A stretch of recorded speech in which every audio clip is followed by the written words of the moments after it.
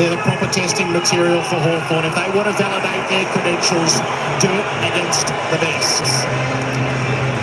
8 goals, 3 in the last quarter. It was a statement. I know they were playing North Melbourne, a lower-ranked team, but given the personnel they had out, it was quite stunning, wasn't it? Yeah, well, Nick Dacos just had a quiet first half, and he said, well, let me help myself to about 25 or even more in the second half. I think he might have had 17 in the third quarter. Anyway, it'd be interesting to see whether they elect to go head-to-head with him. Maybe Finn McGuinness just gets into that old-fashioned tagging mode, Jason. Well, he starts as the sub, Finn, so he might be plan B if they need to do something like that. There's a big challenge, a massive challenge to see Steele Sidebottom, one of those great inclusions. Can Hawthorn's midfield find a way to combat all those quality players that run through the middle of the ground for the Pies? If Warple and Newcomb don't have big games, there'll be problems. Craig McRae is downstairs with Cameron Mooney. Moons. Thanks very much, guys. Thanks very much for joining us.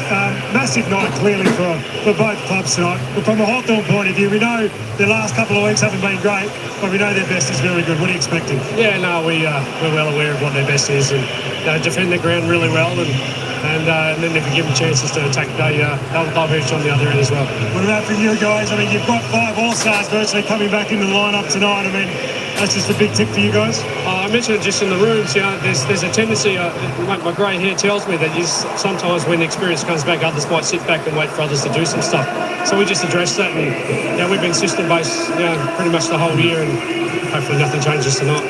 Tell us about Tim Embry's, the way that he's fitted into this forward line. I spoke to a couple of boys last week after the win against North, and he just seems to fit into this forward line just seamlessly. Yeah, well, he's doing his job. He's bringing the ball to ground when he needs to, and he's marking the ball and setting up other goals. And we just need him to do certain little things that maybe that others maybe not value, but we're really wrapped to have him there. And just last time, the boys touched on Brian McCreary, just the way he's playing at the moment. Outstanding. He seems like the kind of guy I've heard that prefer to drive motorbikes and do donuts in cars and play footy. Yeah, well, he didn't know too many AFL players. He wouldn't know half the team, the opposition team that is, maybe not of his own teammates. He's a great fella, Bo, and his pressure around the ball is really important to us, and we're getting a few more centre bounces too to give a bit of influence there too. My big night, can't wait. Thanks, mate. Thanks, mate. Craig McRae with Cam Mooney in the build-up to Friday night footy. It's first versus sixth. It's a high-end encounter, and they will shortly get at it. Top 4 credentials on the line. 2 contenders meet. The Pies and the Hawks with all the history. It boils down to the opening bets coming up next. You're watching Friday Night Footy on Fox. Brought to you by the new Ranger plug-in hybrid.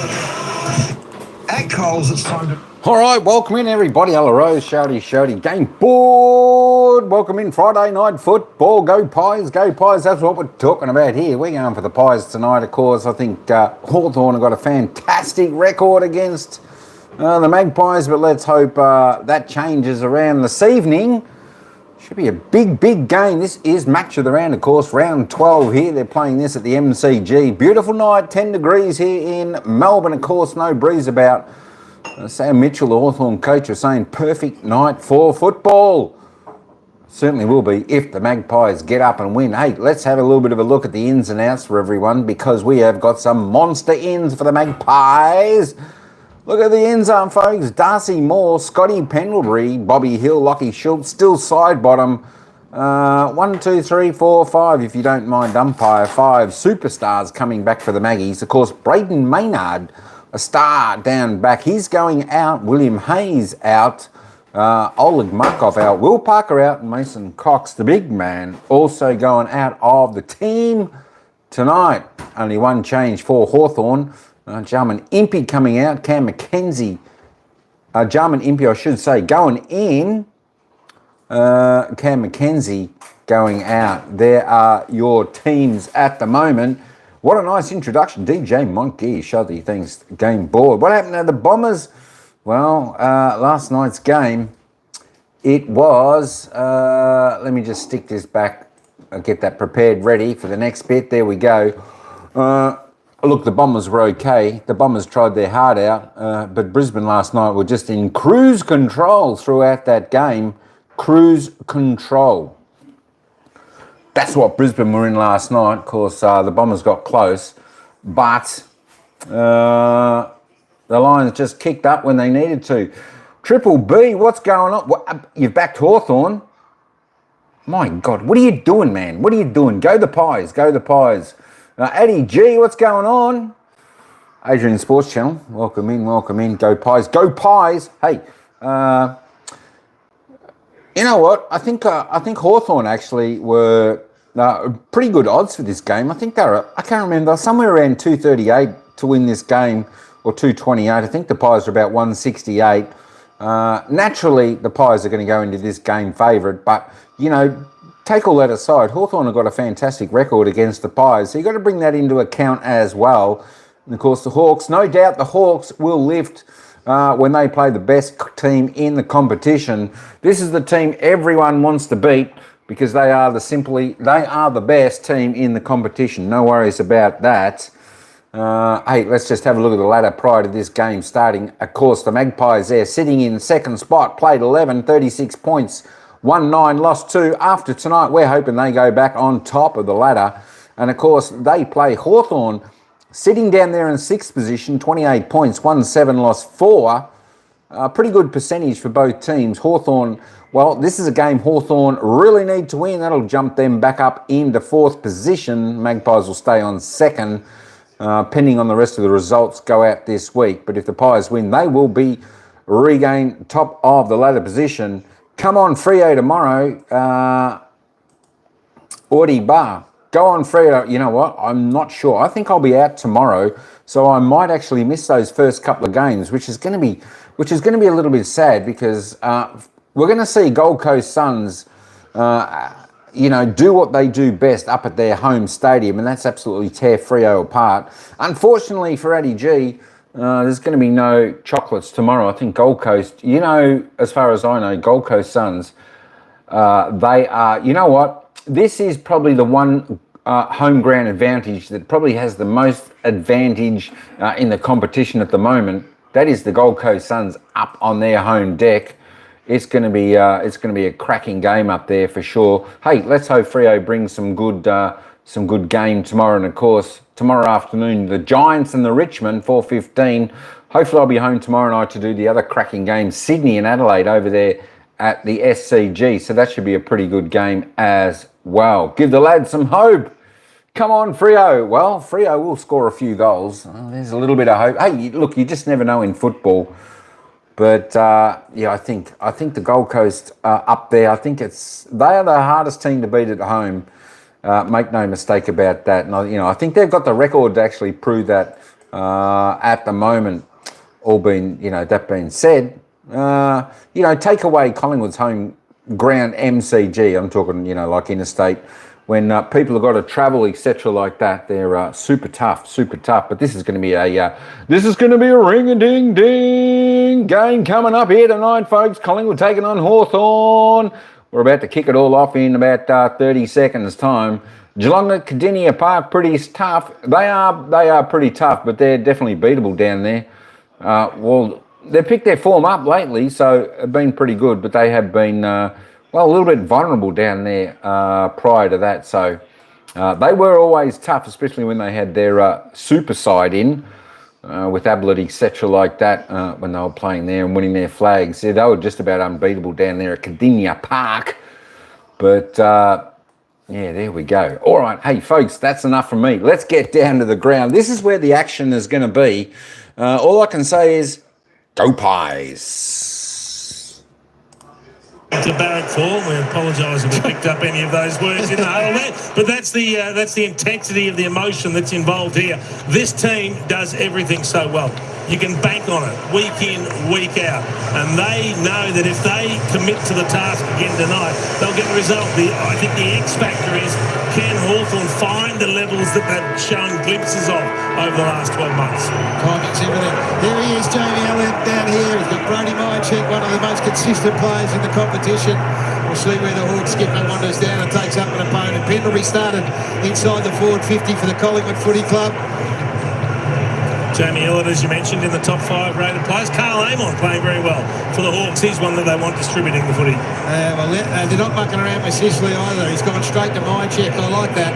Take responsibility for the opposition's biggest competitor. So 5-stage set. Been looking forward to it all week, boys. It's going to be an absolute belter. I think the Hawks fancy themselves against this Collingwood outfit. Well, they've played them well here at the MCG on the last two occasions. The stage is well and truly set. September is still a fair way in the distance. McCreary in the centre bounce with Dacos and Long, so it's got a bit of the workman, it's got a bit of the hard nut, it's got the class as well, up against Warple and Nash and Newcomb. Hope you can feel it and sense it around the country. Opening bounce from the MCG. Round 12, the heavyweights. Collingwood against Hawthorn. Centre bounce. A little underwhelming as both ruckman barely got a tuck to it, but Dacos read the handball off to Long. Threading it through the middle to Josh Dacos. A little shove from Warple. Goes unwhistled. Lipinski out to Hill, one of the returnees, and Elliott. There's no hotter player of his size in the competition. So they're interesting matchups, aren't they? Josh Battle gets the job on Jamie Elliott. You mentioned Sicily on Myercheck, and that leaves Barris on Membry, who's going to get up the ground as well. So they're just not matchups that genuinely suit the type of defenders that the Hawks have. It's going to be interesting to see how it plays out. His 50th shot at goal of the season coming up. 28 goals, 15. He's 5th in the Coleman. And as we mentioned, comes off a 5-goal bag last week where his kicking was as pure as that.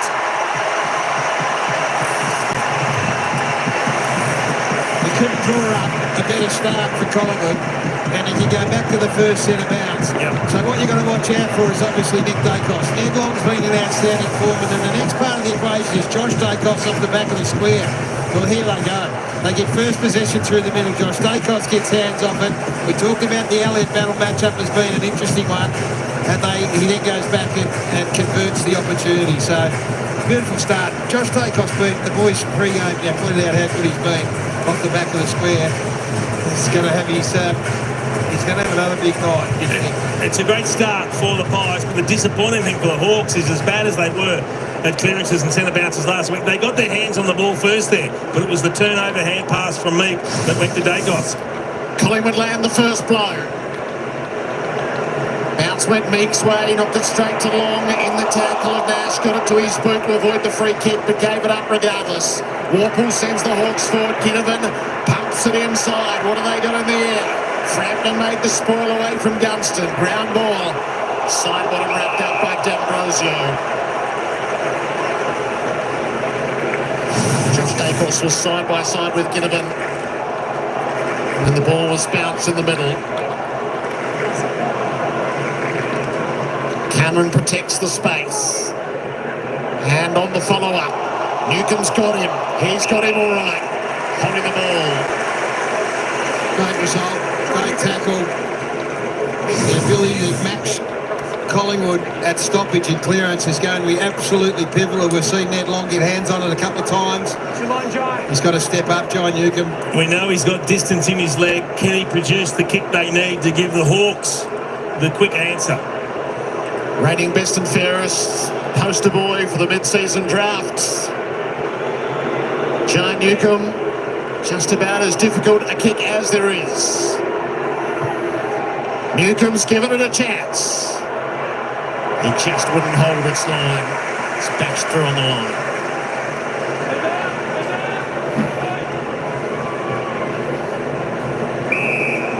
Dacos the target on the kick in. All pretty conservative. Rethinks. Goes out for McCreary, but Weddle knocks him in the hand game and beats him in the air. Where does Weddle play? There's a game every week. Just everywhere, guys. Yeah, he started at half-back tonight. Gunston looks the likely target. A scrambly old kick, which gives everyone a shot at it underneath, including Crisp. For Myercheck, and just slightly out of kilter, and he's pushing the umpire's line there. Very nearly 50. It's an important 5 or 6 seconds here to allow Hawthorn to get back. They were out Collingwood in a big, big way. So Elliott was the potential long target, but he went to Houston, had it knocked away by Morrison, who was their best player last week. He was the only Hawk to get coaches' votes. And unfortunately, that doesn't count for anything when you soccer it off the ground these days. So they'll be pretty conservative here, Collingwood. They tend to go down the line, get a strong contest. Houston does just that. Sets it up for the leapers. Impey made the spoil over the top. Underneath Nash taken to ground. And that too will be holding the ball. Well, I think we've got an early indication of what they're looking for. If you've got one arm holding the ball when you get tackled, you're going to get beat. James Sicily showed how difficult that is to get out of last week. He pushed the ball to his boot, and as soon as he put it on the ground, that's automatically holding the ball as well. So it's hard to get out of. It's like a submission move. Kick into the middle. Perryman. Most of the field set up now inside the 50. Membry couldn't get a jump, and Barris stock in train. The intercept mark. His kick had just an element or two of risk, but safely to Warple. They can work it off half-back. Dylan Moore up the ground. And Hawthorn are playing at their best. It is all hands on deck. Just a handful of disposals last week for Watson, so he gets involved early. Back through Moore into the middle. That's the kick cutter right there. That's the one they're going to try and break Collingwood up with. To Nash and then short again. Battle up from defence to be part of it. Bit of length on the kick required to get to the destination. It never arrived with Morrison instead. Mychek acting as a defender. Got back there, intercepted, sent crisp. Out to Membry. Elliott ahead tells him just play a bit of waiting now. And Brass down the line on his own, so just hold up here, wait for some numbers. Pendlebury helps out. After a moment's hesitation, he beckons a couple ahead, but decides by hand is the safer method. Little pop kick from Dacos for Membry from behind the spoil from Elliott, and then all crowded around long. He needs to get it inside 50, but it's going to come out quick smart. Dylan Moore to control the angles, plays the wall inside of the MCG. Sicily with the flop, Houston the other way. Ball gets loose at the back for Gunston. The veteran pulls the trigger on the kick to Ginnivan. First bounce, spin move, no one in support. Overwhelmed initially. Nash arrives, gives it to Warple, goals are his. Got it.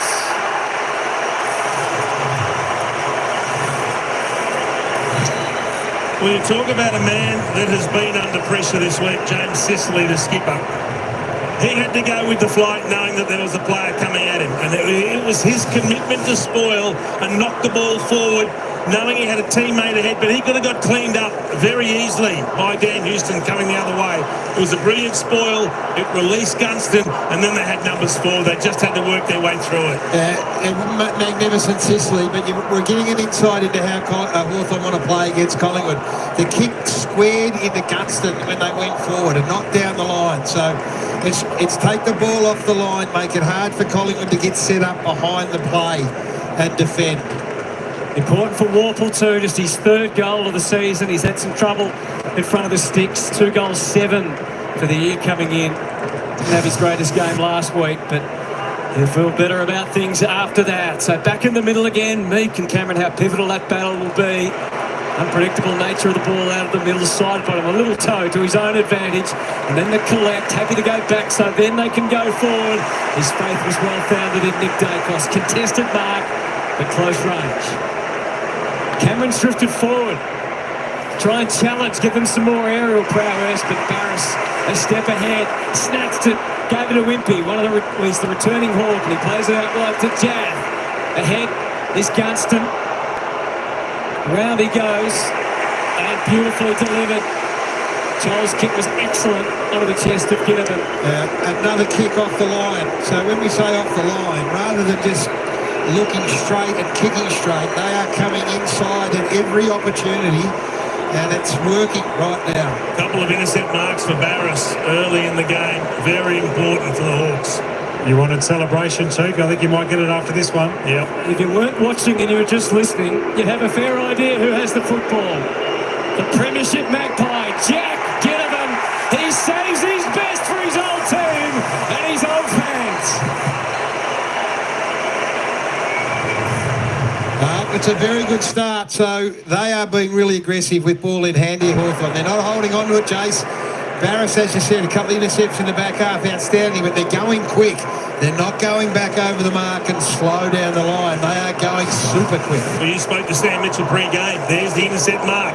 He said We want pace on the ball when it suits us, not when it suits Collingwood. So that's when they want to go quick. You take the intercept mark, you've got the opportunity to get them on the rebound before they get set up behind the footy.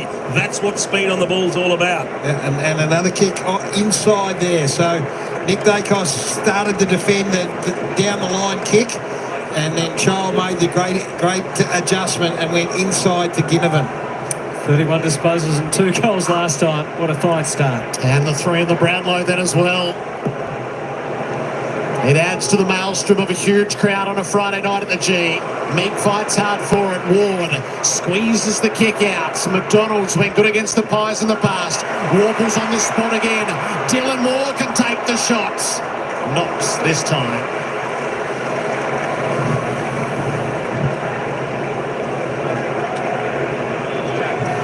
Taken 4 intercept marks so far, Hawthorn. Barris taken 2 of those, so important. Bounced off them pretty rapidly too. Yep, yes, win, Hutto. From Howe. Allen versus Morrison initially, and Allen on the follow-up. Sicily feeding it through Nash. Joel again in a tight spot. Down the line aimed at Watson or Guster, but instead Howe, the dependable. One of their magnificent veterans.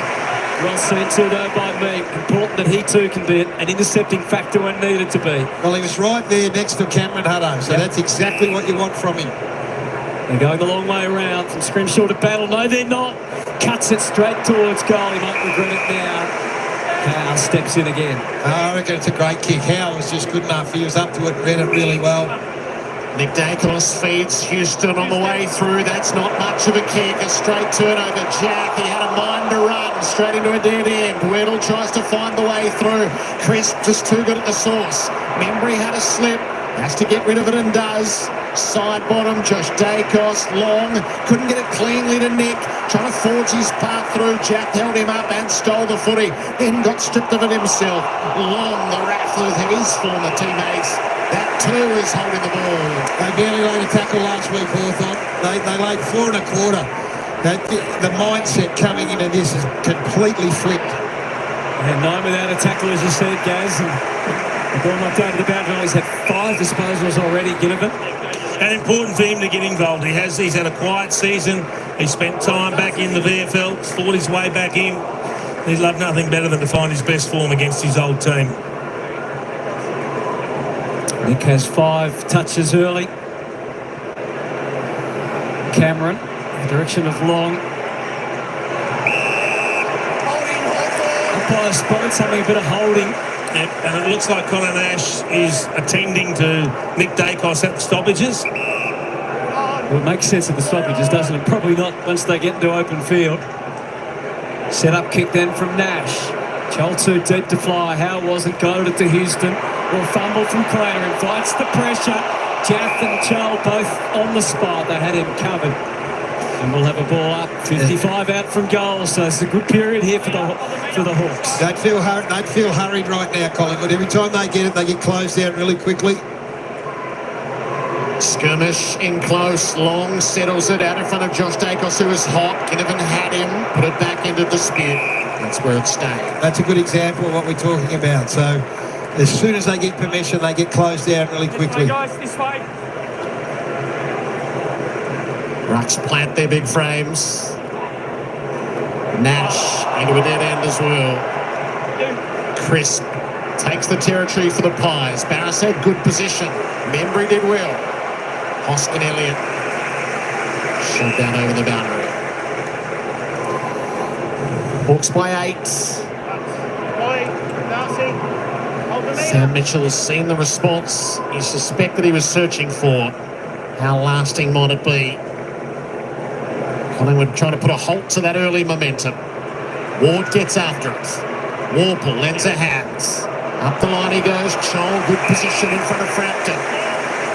A chance to roll and go, which he does. Not the best of kicks, and how the Evergreens seen it well. Made a good start, hasn't he, back there? Had a bit of work to do as well. Into side bottom, and good progression. Houston, who is just settling in still, it seems, to Collingwood, hasn't it? Quite reached the heights that would have been expected coming in. Off to Quainer. Plays it wide and doesn't quite play it well enough, and that'll be what was coming. Pop across to Morrison, and then the dash of Weddle. Decides to hand it off to Scrimshaw. Was quite ready for it. Plays it back through McDonald. So they've got disrupted. Pace taken out of it. Morrison to Sicily on the back foot. McCreary was in his face. Advantage taken and taken quickly. Allen to Lipinski. Back to Allen. Hoskin Elliott considered all the options. Took the shot. And I'm not sure that actually did sneak in from behind, but the umpire thought it did. A little bit of overuse by hand from the Hawks. Invited the pressure of the Pies. They were only too willing to force the turnover. Could have been very costly. Battle and Barras combined. Centering ball for Scrimshaw. The MO has been to go quick, and to change direction. Yep. As you said. Come inside every opportunity. Don't let Collingwood get set behind the ball. This is a much better job that Collingwood are doing here defending the ground. Weddle studied the terrain, ended up going backwards. Battle no good at all. Long coming through. Nick Dacos with the finishing touch. Lethal. A wicked turnover. And Hawthorn pay full totems. And this is why they've been on top of the ladder, is because defensively they're as hard to play against as anyone in the comp. So they've got a good look at it, Chief, in the first 5 minutes of how Hawthorn want to play. Now, look at that. Look how well they're defending the ground here. And so Battle looks up. He's trying to spot up Sicily in between two players. He can't go long because they're outnumbered. Ball turned over, goal. That's got Collingwood's MO written all over it right there. That'll test the nerve of Hawthorn. It will. Keep going. And a couple of times they've played on and got themselves into trouble. So the quick hand pass there meant all of a sudden Battle's got to make a decision. And the level of pressure that Collingwood apply in their forward 50 demands that the opposition be perfect with the footing. And as soon as you're not perfect, there's the turnover. And if you want it to get into anyone's hands, Nick Dacos will do a round goal. And coaches' vote shared between Nick, Long and Elliott last week in that win over North Melbourne. Just the 38 disposals and 12 score involvements for the little star. Moore alongside him for the rebounds. Nick and Cameron. The ball found him. Newcomb was ready to pounce. Sprawled out. Maybe trying to draw a free kick. The umpire not buying.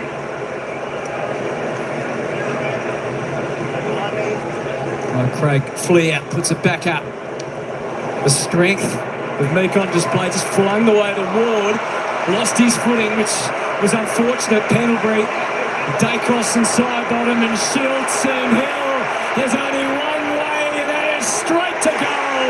And onto the chest of Myercheck, who knew what was coming.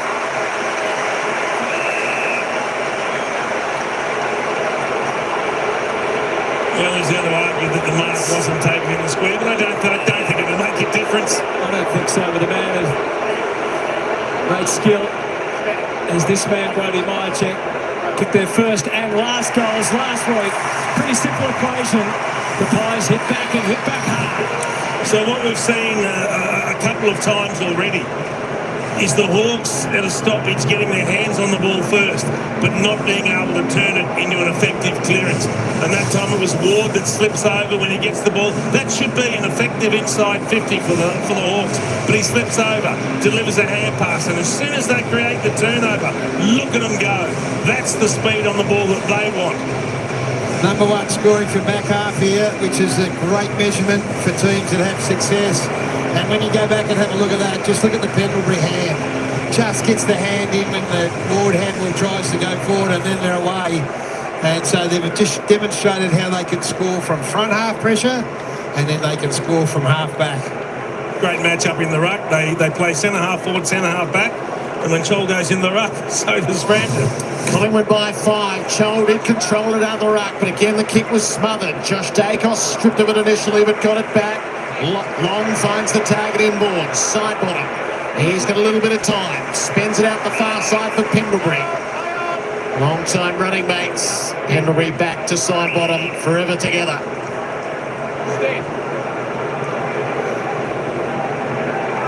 And again to Pendlebury. Both on return tonight. Schultz, another of that party of 5. Forced to go, so into the man of the mark as a result. Schultz forward on. Side bottom's job to dump it inside. Sicily moved the pack, didn't take the mark. Jammed underneath. Barris, it's a tight spot to be in. You see that clever little back heel there from Ichek, just to get the ball back in the corridor. They've had a bit of adjustment. Barris has changed over from Myercheck, or to Myercheck rather, and here's another front half turnover. So Couldn't control the clearing kick, and it's side bottom. It steps up. if you want to see what a really good side is capable of, if this goes for a goal, you've just given three great examples. The first one's front half pressure, the second one's scoring from the back half, and now front half pressure again. This could be the third goal when there's been a stoppage. Hawks have got first possession, but the pressure's resulted in a turnover. He's very refreshed after a week off. This is his 9th disposal. And the kick is just going to squeeze in for his 199th goal in AFL football. What a marvel he still is, still side bottom. And we'd probably be marvelling at him more if Scott Pendlebury wasn't his teammate. Well, it sounds like a broken record, but that's 3 of their 4 goals have come from stoppages where Hawthorn have won the ball but haven't turned it into an effective clearance. The pressure is so good. They're so good at not allowing that to happen. If you win a clearance, it's on Collingwood's terms. If you're under the pump, you've got to make a quick decision. And the kick from Warble just didn't exit the defensive 50. So when you're the number one team who scores from the back half or from half back, and then you've kicked 2 goals from forward half pressure, you know your game's in great order. It's really impressive. 3 in a row, having given up 2 of the first 3. 34 coaches' votes in the first half of the season. It's been a remarkable renaissance. The steel side bottom. This is a good surge from the Pies. Ward with the centre clearance. It'll land inside the 50. Cleared Gunston. Hardwick set himself. He had plenty of company. Chris will be happy for the boundary. It's a fair talk out of the middle from Ward.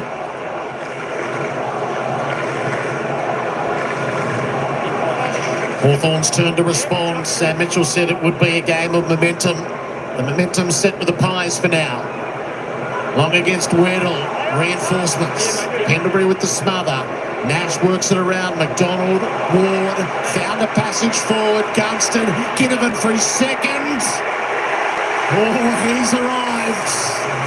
He's here for it. And the brown and gold are all here for him. You've got to be good to win the ball from clearance against Collingwood. That was a slick chain of hand passes, each one under pressure. It was Weddle in the ruck who tried to get the kick out. It was smothered, and then every hand pass here is to a player immediately under pressure. Got to pick your way through, and then a really good finish from Ginnivan, who started particularly well. Sir Bailey Smith against his old team last week. Stand up to the pressure and play an outstanding game, and now again, Jack Ginnivan against his old mates. Been a bit of history. He's come back out and kicked 2 goals in the first quarter. And it doesn't look like we're going to get too many preordained celebrations if Ginnivan kicks 2 goals and we just get the stock standard punch of the air. Hawthorn needed it, and it was a fine snap. Ward was on the move, but so too Nick Dacos. Lipinski, the forward handball. Amon, who gives him so much space, but Schultz was ready for him. What a tackle. So rapid fire. Pendlebury sending it forward to Bobby Hill. Jack does his best to stay with it, and the ball didn't behave. What about the quality of that run-down tackle on Amon? I thought he attacked the ball well, but he just gets mown down and turned beautifully by Lachlan Schultz. That's great technique. Thankfully, he put his hands down too, Carl Amon, which helps. Craig McRae said he is the barometer for Collingwood's pressure. And if that's the case, they are right on tonight. Meek with the clear tap, but Elliott always circling up forward. Ball squirts out to D'Ambrosio. He's looking for a flyer, more from behind. Size disadvantage. Didn't worry him because he won it on the ground and won it cleanly. And set them away through Hardwick, and now Joel. And here's Watson. Ball sits for him, but there's nothing ahead. Has to wait and go back to Ginnivan. Play a little game between themselves. And then to Ward, who's taken the opportunity this season. He is the #1 rated kick in the AFL, Ward. And he used it through Scrimshaw. And now Chaff. that took off, plan undefined. D'Ambrosio, here's the launch. Where's the mark? Where's Watson? Well, he was right by Crainer, who does what he needed to do and gets it to safety. A really good transition again, though. He just took up plenty of ground, went through the middle. Jats, run and dare, take the game on. They're deep in attack again. Hawks look to create another forward 50 stoppage goal. Meek out the back. Houston there to thwart. Poor hand pass. Nash into open space. Meek could have got her under the boot, but there was no direction about it. Howe on the restart. Lipinski signals his intentions, and the Pies do tend to follow through. Myercheck with strong hands in front of Barras. So that's the move. Barras has come back onto Myercheck. Sicily had him for the first 5. Sicily finds himself with Hoskin Elliott in attack. So that shapes as an enthralling matchup. Hill's the target. He went early, didn't quite bring it down. Sicily pulls it clear for the Hawks. Creative stuff. Out to Nash, on to D'Ambrosio. Quick hands to Ginnivan. Back to Nash on the reach. Ginnivan's got to be clean. Just the chick forward. We cut off easily enough. That's the one they don't want, Jared. Under pressure, he had no choice, but that's the one they don't want. Houston's made a good start. His 7th disposal finds Howe. Was also prominent early when they're on the back foot. They're pressing stronger now. D'Ambrosio wears the contact. His numbers just down a fraction from last year, 21 down to 18. There's been a number of Hawks, as Gary wrote about during the week, who are just off a bit from last year. So they build into the season. This is making it harder for Collingwood to defend. So you look up the ground, they're working hard to try and fill the gaps, but they're using the whole ground here, Hawthorn. That's what we saw last year when they're at their best. They were able to use that to move it, though, for the back half. So is this going to be the case here? The framework ahead looks pretty good from a Collingwood point of view. Everyone knows where they should be. Just probing, Hutto. They're just probing and probing. They've got a bit slower now. So Collingwood is set up really well. So Jack's hand might be forced here to go long down the line. Joel drifts in from the back. One hand Meek found himself the rover. Off to Watson. Perfect. Had a bounce. And then decided that the best bet was Hardwick, who takes the mark in the pocket. You can see the disappointment with Houston. So that's a real win for the Hawks. Yeah, you might not be able to do what you want to do, and if you have to take down the line, take down the line. And unbelievably, it was Lloyd Meek that got a crumb over the back to get it going. 11-6 in 11 games this year. We know you get that bag of 4 and gather around to show his ability up front against the Pies last year. Can't repeat the dose there on the snap. A little bit of afters for Ginnivan. Bobby Hill takes him to task. Josh Dacos marks the kick in. Might have been one of the rare occasions he didn't actually do anything, Ginnivan. I think they were just into him after he turned over the handball. Come on, Jakes, he had it coming. Pies build out of halfback. Allen on the receive. Umpire just momentarily got in the way. Battle forges out. Uses aim on in a rare vein of form for Whittle. D'Ambrosio on the lateral. Whittle takes off, makes it up as he goes. When does he not? So D'Ambrosio. Cameron position down the line exactly where he's taken so many intercept marks here. Long down the line, it worked last time. What about this one? Meek moved the pack, it was all judged legal, and Newcomb was the lone flyer. Kick goes in for Hardwick. Replay, outstanding. Two wins, 2 long down the line wins, which is they'll take that every time. So when you can get 2 different modes of going forward, change of direction that we've talked about, and down the line, then you're in good shape. And the wins have come because they've got really good contests in the air. They haven't been outbodied and allowed the intercept marks. One was a ruck doing the roving, the other was a midfielder taking the contested mark. Blake Hardwick has had the sighter. Drop punt this time. That will be no more successful. Sicily got down there, but Allen's going to run it out for the Pies. Needs some safety on the way out. He set it up high. Scrimshaw, Myercheck, put it back into dispute. Underneath Hardwick's hand pass, around a jab, carves the kick inside. Houston He might throw into it all tonight. His contested numbers are things that have been a little bit down this year. Kicks out to the wing over Crisp's head and it goes over. So last 30 seconds of this opening term.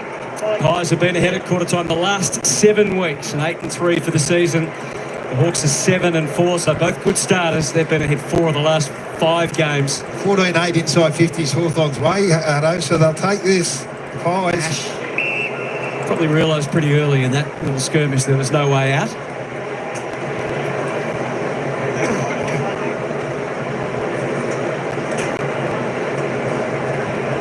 The neat guiding hand down to Newcomb, had it pinched by Crisp. Against the clock, the handball for brilliant from Ned Long, allows McCreary and Collingwood to have one last shot, and it will be a good one. No, Hill doesn't mark, makes things more difficult. Dacos to Allen, goes into the pocket, tick, tick, the clock counts down. Mychek imagines what would have happened. The crowd were up for the pantomime, but the scorers will say no dice. Oh, have a look at that after the break, Hutto. Missed opportunity, Bobby Hill. Sicily ended up full forward at the end of that quarter. So a big build-up. Jack Ginnivan certainly didn't do it. They're telling Bobby Hill, you might have just shirked that one. That's what Ginnivan was saying. Oh, it's laced with so much interest after the opening term. Collingwood 4-1-25, narrow leaders over Hawthorn. 3-3-21. 2 huge clubs filled with stars. They could explode at any time tonight. Wow, what a quarter. I tell you what, the Siren beat him by 1 second. Mychek would have taken the mark, kicked the goal, but the Siren beat it. Bobby Hill should have marked it though. Should have marked it, but unfortunately didn't. Yeah, Hawks lucky. Siren helped him there by about 1 second. I tell you what, folks, we got a game on our hands. I reckon that was about 50-50 that quarter. I think both teams. I tell you what, the Pies came out fast, kicking the first goal within a minute.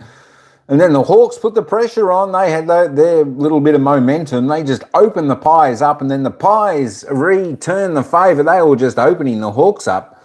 I tell you what, and then it got, what a game. What a game on our hands. Who's going to win this game was one of the questions. That is a good question. I think only time will tell who's going to win this game. At the moment, both teams going pretty good. I tell you what, talk about bit of chaos out there. Hawthorn do look their best. I tell you what, I don't know why they didn't do this last week. They look their best when they put absolute speed on the ball and move it fast. I tell you what, the other sides, they just sort of get left flat-footed in the Hawks' wake. But, the Pies are settled down, regained the momentum, got their little shot back, kicking 3 straight. Hawks responded with one. And now it's the Magpies, 4-1-25, leading the Hawks 3-3-21. Tell you what a ring and ding. This is the match of the round. Make no mistake about this, folks. Match of the round. Just want to say good day to the folks in the live chat. Ella Rosa, how you going? Game board, Shouty, Adrian's Sports Channel. Of course, Adrian's hoping for the Magpies to get up tonight. It's his second favourite team behind Freo. Triple B, what's going on, brother? What's happening? Jacko123, King up the Pies. Sheila May, Chia, mega love shout out. Thanks for coming in. The super members in the house. Sana all good stuff, along with Addie G. Preston, how you doing? Welcome in. Bianca, good luck to you with the Hawks. I know you're a big Hawthorn supporter. May the best team win tonight. Of course, Alexandra McWilliams, come on, Pies, how you going? Welcome in. Sorrel, how you going? Welcome in also. Who's going to win here? That was your question. Good question. We'll definitely have to wait and see. Bobby's busy trying to take mark of the year. He was on his own, and then he had Hawthorn players bearing down on him. So, I don't know, maybe he thought he might have copped a big whack, but he's probably worried about them a little bit much, but that's all right. It was just unfortunate. Hey, let's go on. While we're here, folks, for all the Collingwood supporters, let's just have a look at the live ladder, because I know Adrian Sports Channel, he wants to have a look at this live ladder as we're playing it right now. Live ladder, if the game stays this way, that's right, you see it first here, folks. Collingwood goes to the top of the AFL Premiership ladder for season 2025.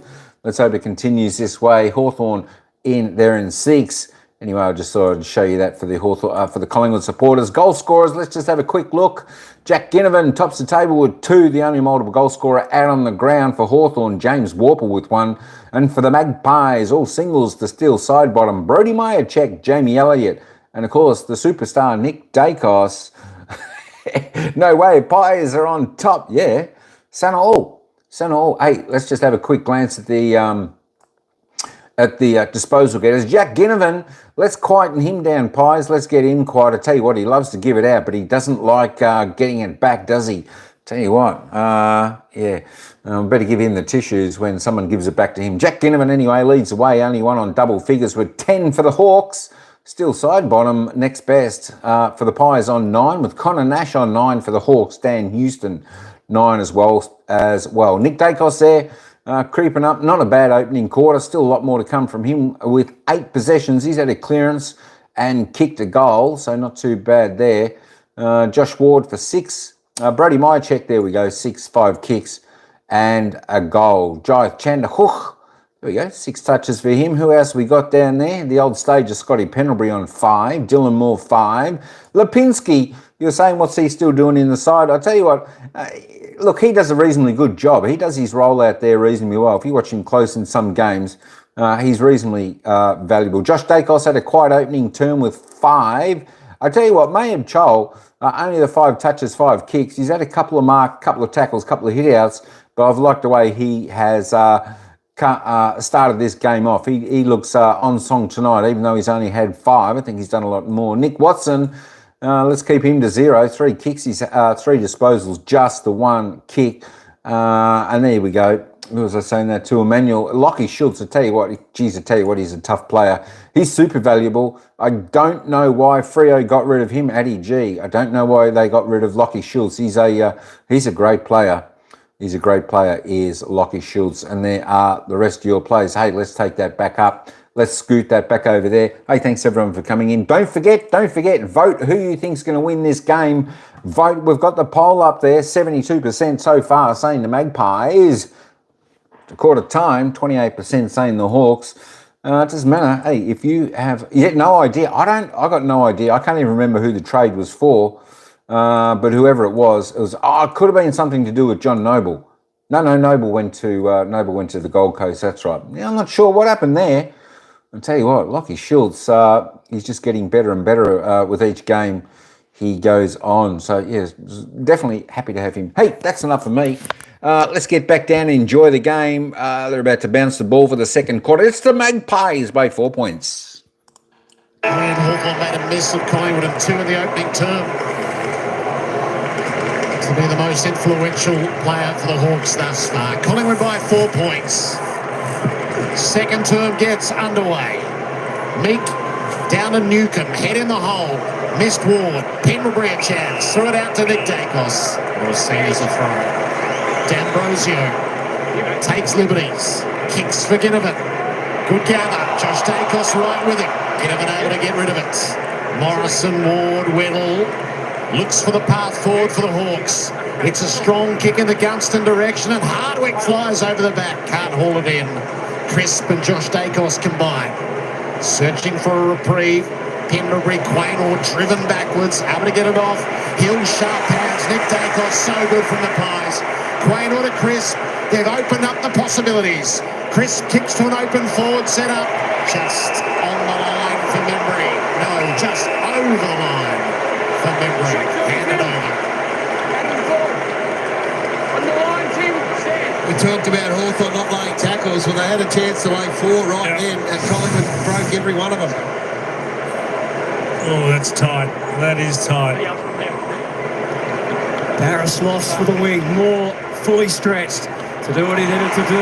Ginnivan had it stolen by Dacos, who's moving every which way. Bedazzling again on the wing, gets it back at a closer, more confined situation. Weddle to Ward, by hand again to Morrison to Ginnivan. They need a kick soon. Down the line, and here too sends it closer to the crowd than his teammate. Darcy Cameron scopes out what's ahead. Deep breath or two. Nothing unexpected. host of Hawks in the air, the strength of Crisp on display, and the depth on the kick would make any defender nervous as Battle overplayed his hand, and Jamie Elliott, when he gets to his feet, will be lining up for a second. It's the tackle, it's costly. A good fend off, allowed the ball to go in. Was it the arm over the shoulder perhaps? Grab the arm. Grab the arm, yeah. Got to pay that. Josh, 5 metres, Matt. Come here. It's just magnificent to see him play such great football. Debuted all the way back in 2012. Lining up for his 30th goal this season. And his 200th goal at the MCG. From close range, he only just sneaks it in. But what a player he has become. He's become their #1 target this year. And that ability to kick big bags of goals, 5 last week, and of course 6 earlier in the season, back in round 7, 5 against Fremantle, and then 6 in round 9 against North last week, beautifully straight kicking 5 goals. Most he's ever kicked in a season is 39. He's well and truly on his way to best that maybe ever in the next month or so. Well, it's just great to see him get some continuity in his football. We're so used to, unfortunately, seeing him suffer injuries and miss big chunks of seasons. It's just great to see him playing week in, week out. Such an important, high-quality player for the Pies. Collingwood by 10. Cameron puts it down for Crisp. Broke the tackle. Nick Dacos set Cameron a big task. Now that has tended to be paid as holding the ball, and it is again. So the Hawks break. Newcomb, maybe they wish they hadn't taken it. No, Newcomb got out. Over to Ginnivan. Goal number 3 on offer. He's unstoppable. Jack Ginnivan, amazing even himself. I don't think you can believe it. I think that one came back late, Gaz. It was never going through until it went through. They're nonplussed, as you'd expect, given that he did some good work in the black and white. But the most pleasing part about this goal is where it came from. So centre-bounce clearance has been a massive issue for the Hawks. It wasn't clean, but they didn't give up on it, Chase. They just kept at it and at it and at it. And then they got out. Jack Ginnivan got involved here. And I think you'll find here that this does just come back from the right. Oh, it's a nice finish. So don't be thrilled with that. And that's the first time the Hawks have done to Collingwood. Collingwood have been doing to the Hawks. It was Collingwood that got their hands on the ball at the clearance, but they weren't able to get that effective clearance. Pressure resulted in the turnover. And then the big bomb from 50 from Ginnivan. So he's taking his opportunities. Makes such a difference when you hit the target. Well, there's another part to this, and I'll get to it in a moment. Make off to Warple. Tumbling ball. Shut down by Houston. Again, a long kick, but beautifully handled in the air by Battle. Fires it out to Jack. Dylan Moore, as we said, back out there, testing out that ankle. Was well tested too by Perryman on the follow through. Into Nash. Returned last week from that suspension.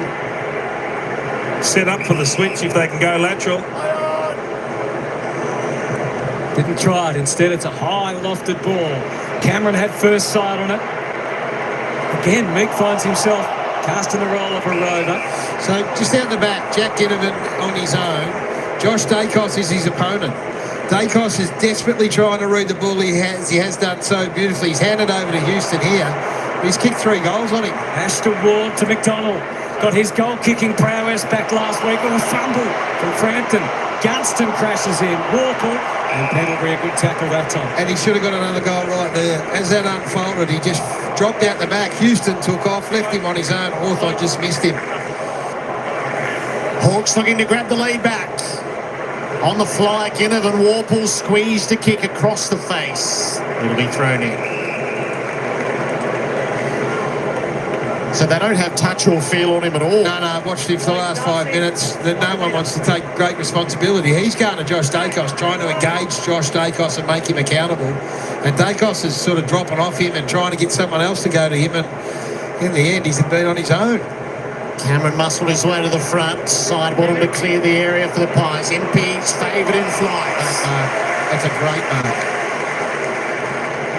First child Zion, born. Great family celebration. Jaff was handed back to him. Impey gives them a look. Ward's going to have to come to make a contest. Asimore couldn't quite handle it. He tackles Gunston, handles him all right.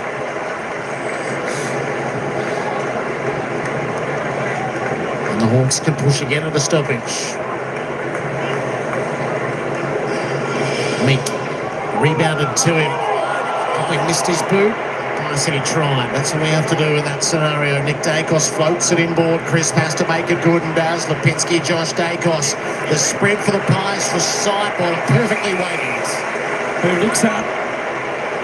Has Membry ahead.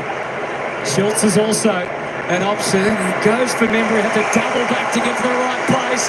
Mychek's in the goal square. So the handoff to Schultz. He had Elliott short and Mychek long. And he shows a hot hand of Jamie Elliott. See, it's good transition. That is great transition from one end to the other. Scrimshaw's got to take body when he goes in for a marking contest. Quickly played on back to Houston. Finally, it's side bottom to try and settle things. Long and strong and magnificent from Steele side bottom.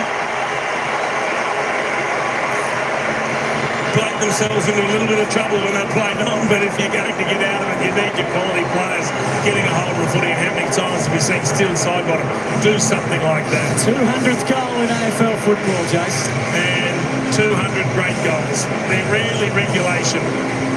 Terrific attack there from Membry, and then they hit the target inside 50, but he didn't like what he was seeing from a set shot. Went the pass, was called not 15. And then all of a sudden you need to get yourself out of the hole. And off one step, he's good enough to do that. He knew as soon as it came off the boot. Get yourself out of the hole, give it to Steele sidebottom. Yeah. He's the highest rated player on the ground right now. He's come back off a week off, mate. He's going to play for 5 more years. From pretty close to where he kicked his most famous goal too. Pies by 10. And the key protagonists are all involved. Meek gets after it. Stood in the tackle. Newcomb, clever enough to give Ward a look. D'Ambrosio coughed it up. They might pay. Nick Dacos, he's gone for Membry. Couldn't hang on under pressure from Battle. Elliott, Membry came with him. Good stuff from Battle, who did fight. It's to no avail. To turn over after pressure. You've got to understand how good the ability to read the play is from Nick Dacos.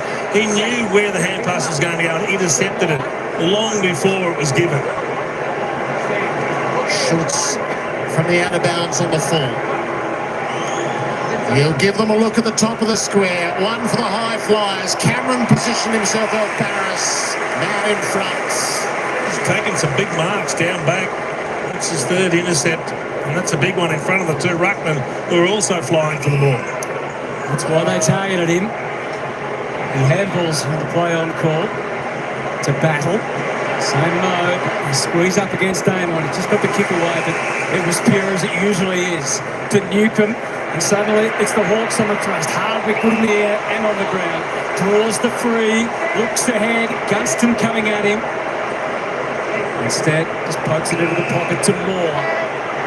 Ambrosio drifts down to try and match up his opponent in the goal square so they can have even numbers. Joel was the potential target, but now it's Weddle's choice instead. They circle the perimeter. Pained look on the face of Josh Weddle. Well, I'm watching Jack Gunston. He just can't get off Jeremy Howe at all. Kick was relatively low. Perryman put his body in the line and then followed it up nicely. Clearing kick had height. Weddle has the advantage in the air against Schultz. No free kick. Rushed handball. Ward has a lot of work to do. Pies everywhere he looks. And the umpire calls for it. Hawthorn really feeling the pressure from the Pies right now. They've upped the ante and they lead by 10 points. Rucks share it. Warple comes through. Oh, Stevens now. He's reading the cues so well. High risk, high reward, kick into the middle. Hoskin Elliott's to make it good. Hands it off to Lipinski. Sees the charging fear of Elliott. So you can put this down to Jeremy Howe. He was actually behind Dylan Moore, but he read that quick kick from Warple at the stoppage. He read it first, he jumped in front, he took the mark, and then he was away, and it was a beautiful transition from defence quickly into attack. He's taken 3 intercept marks, Jeremy Howe, and he's got Jack Gunston right where he wants him. Collingwood haven't had a goal kicker like this since Travis Cloke a decade ago, who could put up bags like Jamie Elliott is this year. For the extra distance, he winds it up. He is hitting them so well. 3 for Elliott. And he is the Pies talisman. Well, I wonder whether there's not much Josh Fennell can do about that. I mean, that's just beautiful transition play on the back of the Howe read, as you said. But as a forward, Gaz, as a forward, you've got to have front position. And there it is, Dylan Moore caught behind, and then he allows Howe to play on. And look at that kick. They took the risk in the corridor, but they had numbers, and then they're able to deliver the ball beautifully forward. There's nothing Josh Fennell can do about that. He's given up 3 goals. You look at the matchup back there, but when you've got that much space and room to lead into, there's not much you can do. So what is of more concern is Jack Gunston right now. So last week he struggled to have any impact at all. Right now he's on Jeremy Howe, and not only can't he get any space or present, Howe is now just working off him. So although that one was Dylan Moore, that instance, but I hear what you're saying. Equals second now on the Coleman. Here's Elliott. What a season he's having. Jeremy Cameron. Ben King. Got to find a way to kick the next now, the Hawks. Warple gained them 30. Perryman looked at each other. Neither quite sure who was doing what. Dacos. There's story about this move now. McCreary from Schultz and try to return fire. Well played though by Amon to step in. And an opportunity and a rare one for Watson. The ball bounced favourably. And now McDonald. It was barely, in fact it wasn't the required. Gunston under siege and no sympathy from the umpires. Allen takes it and bolts. He ran at least 20 to 25 metres. High ball, disadvantage for Schultz. It was all a little bit wayward and out of kilter. They've still got the dare, the Hawks, to keep taking this kick on and then have someone run in support. This is the challenge that this Collingwood defence presents for every opposition. You might take us on, but you've got to get through. Found Newcomb and now to centre half forward to Connor McDonald again. Warple. Gee, they missed Gunston on the lead that time. He was 5 or 10 metres clear. Oh, still close. He got picked again. He was ready, and it might not matter because Weddle marks on his chest in the goal square. Gunston is not impressed. No, he's desperate to get himself in the game. But this is the problem, right? So he's going for these really short leads. Yeah. That's the only way he can get off. 6-3 for the season. We've seen him in defence. We've seen him in the midfield. We've seen him in the ruck. And we've seen him up forward, kicking towing goals for his team. And the Hawks needed it any which way. It wasn't exactly the sort of play you'd draw up, but Gunston involved. Yeah, well, they had to get it, yes, because it was the breaking point as far as the scoreboard pressure was starting to build. You can see Gunston, he'd been on his own forever. He'd led a couple of times and no one saw him. But twice now, he gets on the end of a short kick that's not deemed 15. At least on that occasion, he's able to get the ball out. So a really important goal. They've given up 5 of the last 7, the Hawks. Yeah. So they needed to respond, and they did.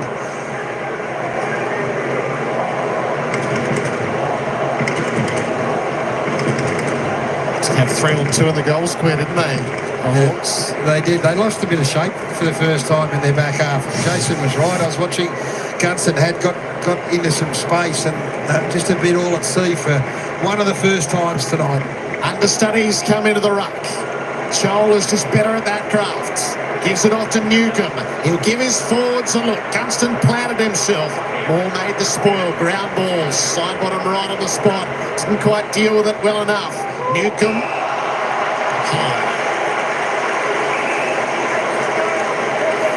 And the afters are pretty enthusiastic. It's a big kick, this. It's a really big kick if John Newcomb can go back and slot this and close it to within 4 points.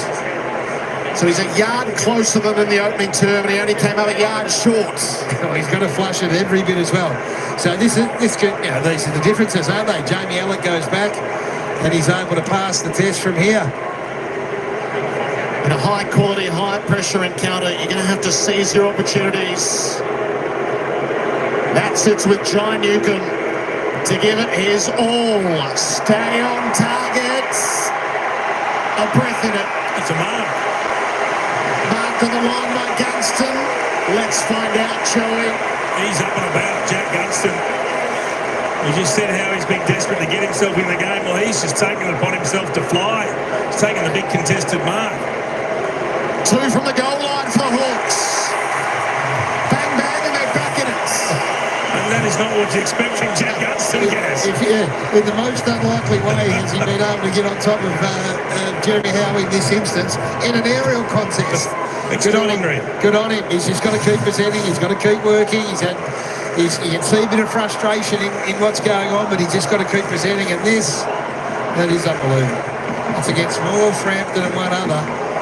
And Jared's call of being a yard short was almost perfect. But well done to Jack Gunston, well done to the Hawks, because they'd just been on the back foot a little bit. They'd given up, as I said, 5 of 7 goals, and now they've answered with back-to-back. Great result. What they are doing is they're winning the territory battle.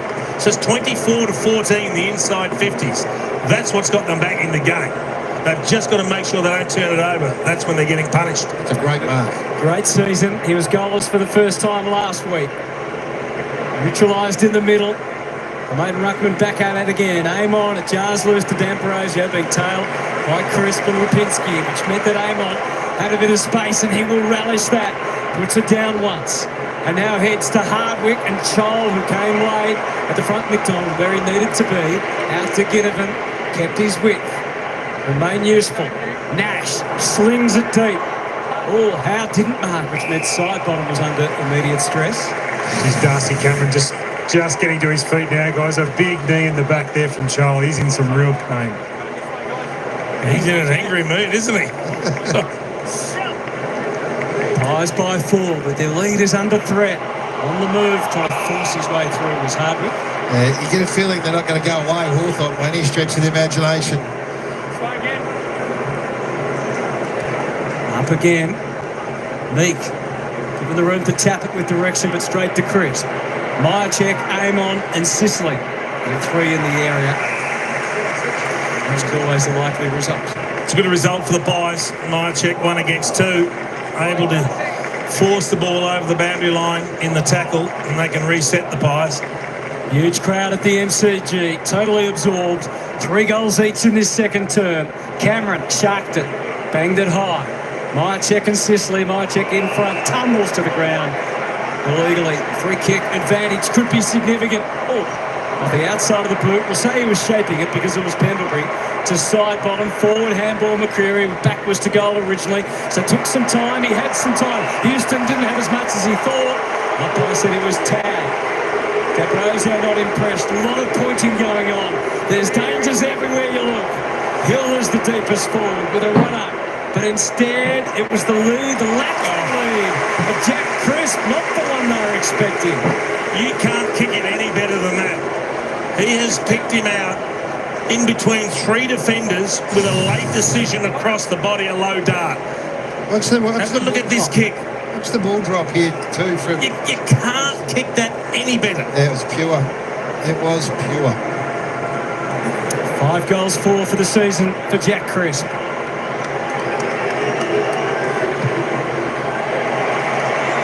It's done a lot in the air, that kick.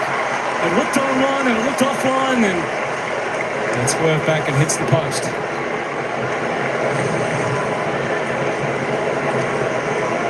Five-point margin. James Sicily ball in hands for the Hawks.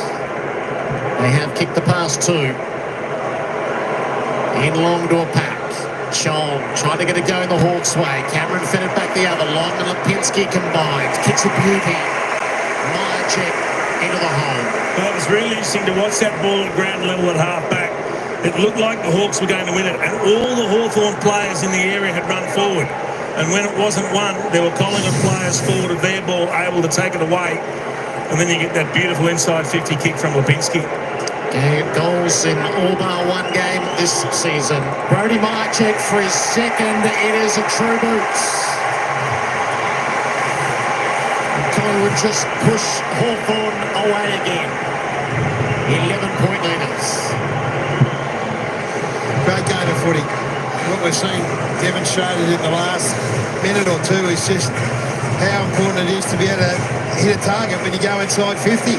They've only been inside 50 16 times, Gaz, and they've scored 10 times. Six goals, one from set shots. That's extraordinary conversion. Yeah, it is. And the other thing is that they were just starting to get opened up a little bit from a clearance point of view, which has been Hawthorn's great challenge. And Hawthorn had just started to get on top, and this came Darcy Cameron in the end said enough of it. He actually grabbed the ball out on centre wing and got the ball moving again. So clearance has been a little bit of a challenge for Collingwood, particularly in this third quarter. Watson at the goal square for the Hawks. Elliott the primary focus at the other end. Can be a small man's game in front these days. Cameron tapped it. Newcomb first onto it. Long not far away. His pressure game is at the heart of what he provides for the Magpies. Averaging over 6 tackles a game against his old team tonight. All the senses heightened. Newcomb covered quickly. Lloyd Meek's been competitive. Yeah, I think he's been good. He's had 3 centre-bounce clearances himself. Clear access there. Nash's hands were swift. Newcomb stripped of it. Allen flopped it. McDonald. Ginnivan was expecting pressure. Rushes the kick forward. It's okay for Child. Fully engaged Frampton. Morrison where he should be. To the inside. To Ward. Scampering through. McDonald had time for a look, but not long. And Perryman wiped it out just like that. It's a great smother. A great defensive act, Harry Perryman. Margin 11. Hardwick back in the goal square. 30 metres around from this throw-in. Cameron took front position. Gave him the chance to do that. There was danger in the kick. Pendlebury awake to those dangers. A handball. Barris was really bearing down on Hoskin Elliott, but he recovered well to Josh Dacos. Usually an outstanding kick. The Hawks were ready, but it gets through. Just ekes through to Myercheck. Into the middle they go. Lipinski, the build just fine, and on the end of it, the sliding Bobby Hill. Well, again, it was Darcy Cameron across here at the stoppage who's just, from a clearance point of view, said, I'll do it myself. You blokes aren't getting to work. He's grabbed the last 2 out of the ruck and just pushed it forward, and then this was the ensuing play, the handball into the middle, the corridor, and Lipinski's last 2 kicks have found targets inside forward 50, which I keep saying it's so valuable. You've got to get reward for your efforts when you go inside. Third behind Elliott and Myercheck this year in the goals. 16 goals, 9. Missed last week, of course. But Bobby Hill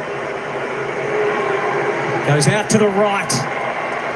Can't keep the trend of beautiful set shot goal kicking going for the evening, and the margin stays at an even 2 goals. Hawks turn to bring it in. MP. No immediate target to work with. It's Scrimshaw who's looping around short and Avon close to goal. Avon hasn't been able to take the yardage that he typically does. Finds Wards. Now Jath's got loose at half back. It's not the best of kicks. Takes a while to arrive. Jath confronted Elliott. Stone cold got him. And the crowd did love it. 50. Crazy stuff. It's unforgivable, that's what it is. In a game of what appears to be inches, they're hard to come by. You've got, okay, you've given a free kick up out 60 metres away. Don't touch it and then, yeah. Sorry. Well, he gets pinged for putting the ball on the ground. Yeah, once he let go of it, he was in possession. Once you put it down, when you should have given it back, you get pinged.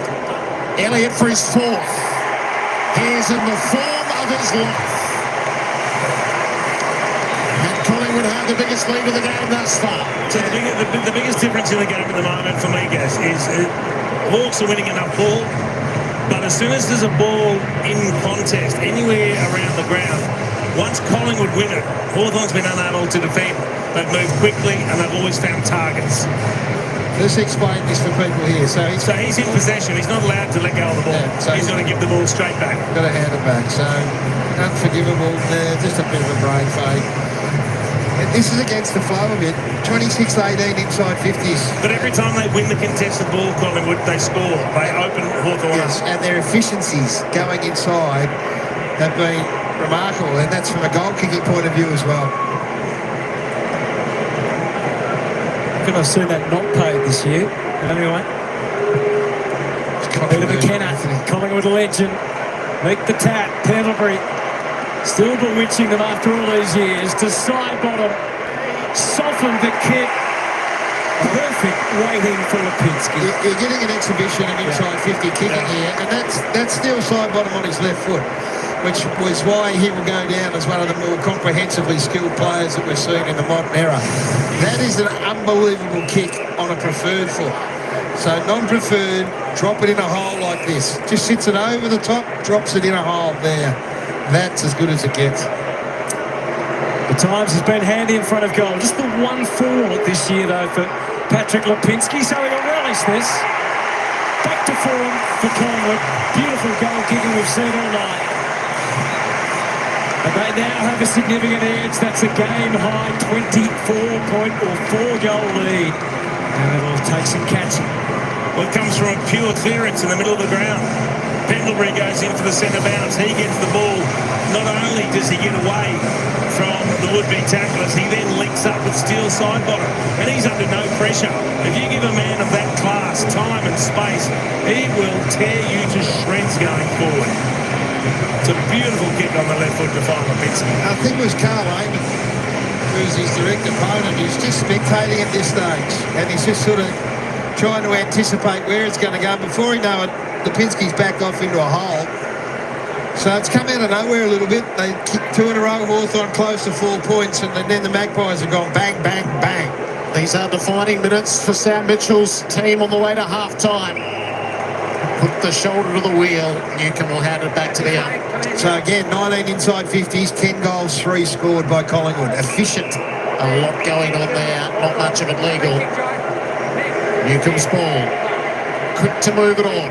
Ward pumps it inside. Darcy Moore plants himself. Howe over the top. Crummers. Hardwick into space. Allen shuts it down. Links it up to Houston. Needs the steady kick. Claynor. Schultz wants him to get it moving down the line. Claynor just holds up. See, they show composure. Deep in defence. Under siege. Just pick the right option. Cameron will plant himself and have nobody flying against him. A glance here or there to ask why. Cameron was going to give ground, but instead the territory up the line to the next battle. Embry with Barris coming over the top. Ground ball for Long. Pumps it forward. Extravagant for Elliott. Cleverly kept it out of his own grasp. 24 points, 2 minutes till half-time. It's a big couple of minutes, a really big couple of minutes. You can't concede another one if you're Hawthorn. You've got to try and get one back going the other way, but they cannot afford to let Collingwood get the next one. Pies at half forwards. Ruckman reaching and sharing. Cameron on the follow-up. They all look at each other and decide it's a throw-in. Is it because it goes inside 50? Often makes a difference, I think. Nick and Cameron, a couple of metres apart. They join as the footy approaches. Cameron got the tap. Morrison couldn't claim it. Ward got the footy, but he was claimed by Schultz.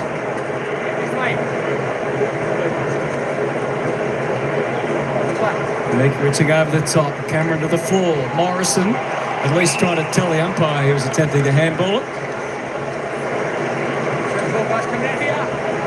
Oh, he's out to a 4-goal lead. Threatening again. Meek, Morrison, it's all in a rush. That's what the extreme pressure will do. Allen back to Josh Dacos. Side bottom again. Another dreamy handball forward. To Long on the scramble. Floating ball. It's play on. Don't think Weddle knows that. In fact, yeah, that was called off the boot. But Too far away for the Hawks defence to realise. A minute 15. Battle watching Elliott, which is very understandable. Meek again, down to Ward. Quickest kick possible. Gunston. All the multiple contact. Craner gets his feet set. And in they go again. Nembry, 4 Hawks to deal with. The hands were good, but the fumble by Meek allows Schultz.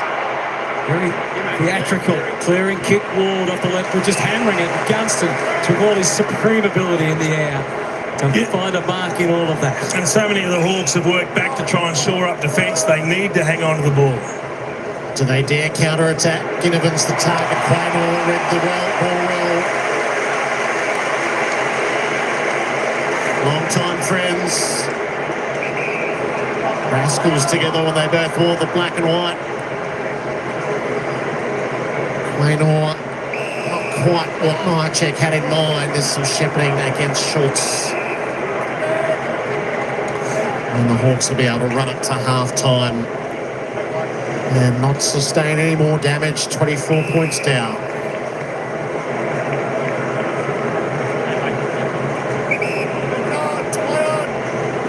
Meek down the line seems the logical approach. Gunston some more marking approach. Quick kick out of the air from Ginnivan. Amounted to not much. More. One last thrust. Barris taking the grab. There's no whistle, but it doesn't matter. Collingwood puts the foot down late in the second term. 3 consecutive goals, and they lead by 24, Jason Dunstall. A quick thought from you. It's just incredible efficiency. They've only had the 22 inside 50s and they've scored 13 times. That's an extraordinary conversion rate, but not just the accuracy in front of goal, but the percentage of scores per inside 50s is way above league average. So the game far from over, Gary Lyon, but from what we've seen tonight, this Collingwood team, maybe along with Brisbane, could be the teams to beat this year. Kaz. Thank you, Jared. Welcome to Friday Night Footy on Fox. It's brought to you by Industry Super Funds. When it comes to super, there's only one symbol to look for, and the symbol that's shining brightly right now is the black and white one with the Magpie, because they're 24 points up. They got close to 4 points when Jack Gunston kicked that goal, and then Myercheck, Elliott, Lipinski went bang, bang, bang, and the sign of a pretty good footy side, boys. And in what has been a high quality game. Very efficient, weren't they? Every time they went inside 50, they scored for the majority of that first half. Some really good goal kicks, some longer kicks, but they make you pay the Pies. So you thought the Hawks should have been in front for the majority of that front half, but they go in 4 goals down. Well, they did really well in terms of field position. They did well in contest and clearance. But this is a game where if you make a mistake, like if it's a handball or a kicking error or even a positional error, you get hurt the other way. And both teams seem to be hurt, in particular Collingwood, with the effectiveness that they've got scoring going inside forward 50. It's like you can't afford to make a blue. You're going to get hurt on the turnover. It seems like, watching that Hawthorn have rectified their contest and clearance work. So that's been a big positive. But as soon as the ball goes to the outside, this is a well-drilled Collingwood side. And I think what they do is they really tempt you to take risks through the middle of the ground to try and break through what is a really solid defence. So if you turn the ball over shallow, this side will make you pay. That's the first play of the game. First play of the game, yeah. So if you don't take the ground, this Collingwood side goes contest to contest, and they are set up to then sweat on the shallow turnover and then go straight back at you with speed. So it's really hard to try and rectify these mistakes because, once again, shallow turnover, straight back, gone. That's the adjustment they made, Collingwood. So early on, Hawthorn, we'll have a look at the way they kicked the footy early on and took the angles.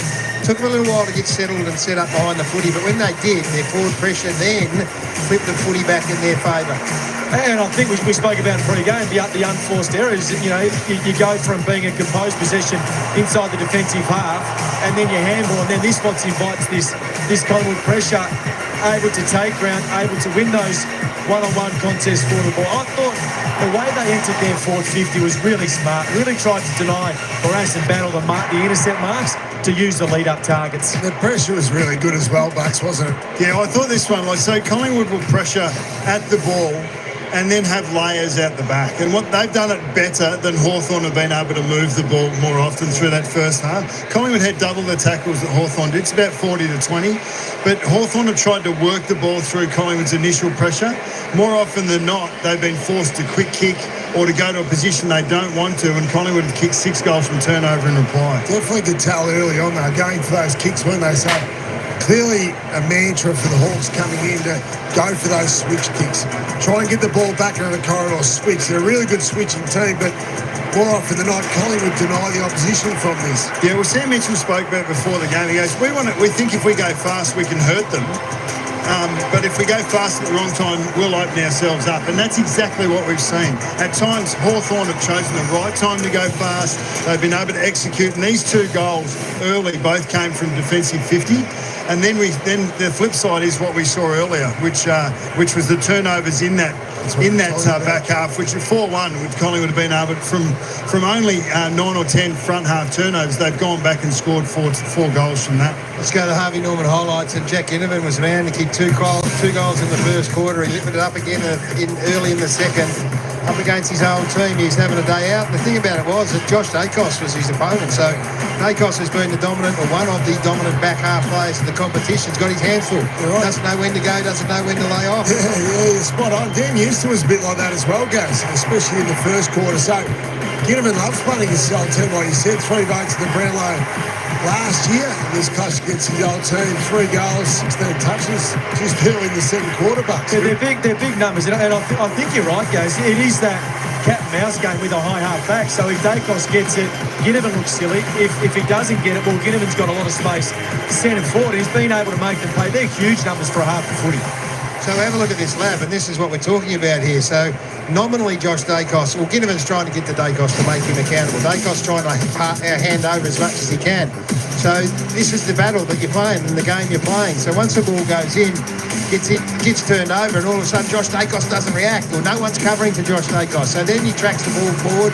Can he hand over? Can someone else take Ginnivan? Well, he's just getting the dangerous response the whole time.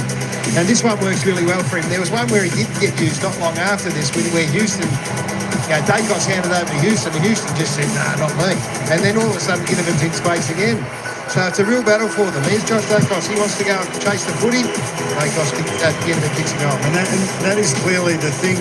It's nearly like the carrot that Collingwood put in front of the opposition. Sorry, but they heard them the other way. Sorry, Bucks. This is the one. So there Dacos says to Houston, hey, this is the stoppage. You get it. I want to try and free myself up. Watch how much attention Houston pays to Ginnivan.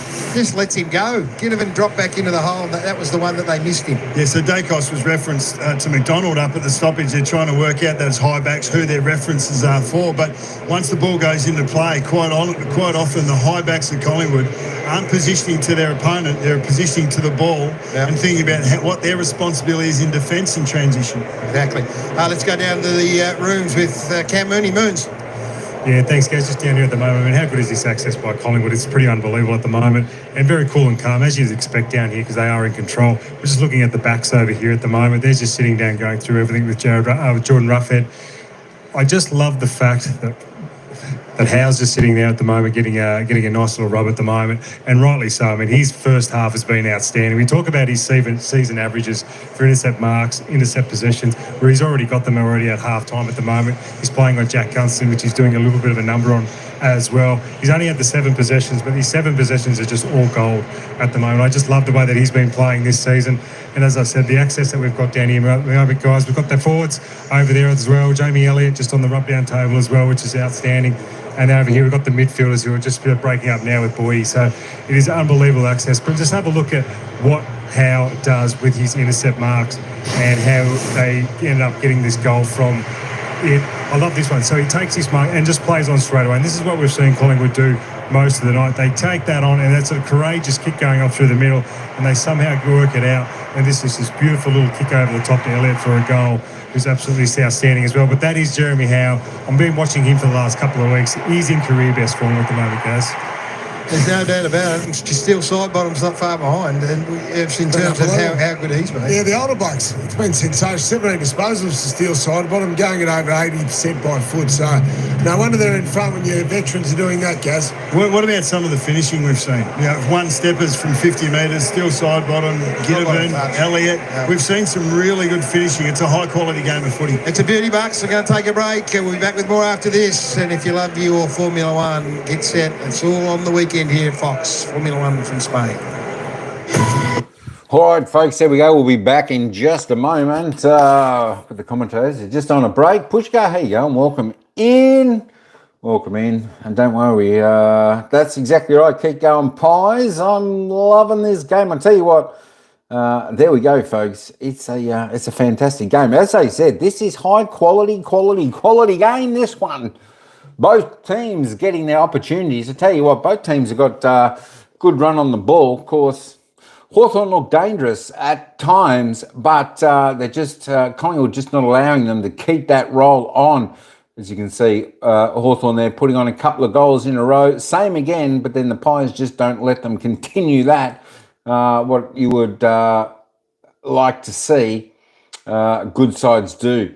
I prefer this commentary. They're good commentators, the ones out there at the moment. Emmanuel, they are good commentators. Hey, let's just have another sneak peek at the live ladder for all the Collingwood fans out there. There we go, on top if they win. Hawks are a great side. The Hawks are a great side. I think, I think they've still got a little bit to go before they can really set themselves up as one of the teams like probably Collingwood and Brisbane have been over the past 2 to 3 years. They're pretty close to it. They've got the game, of course. They're not too far away. They're not too far away, but still they haven't delivered yet on the expectations. But they're going good. They're going good.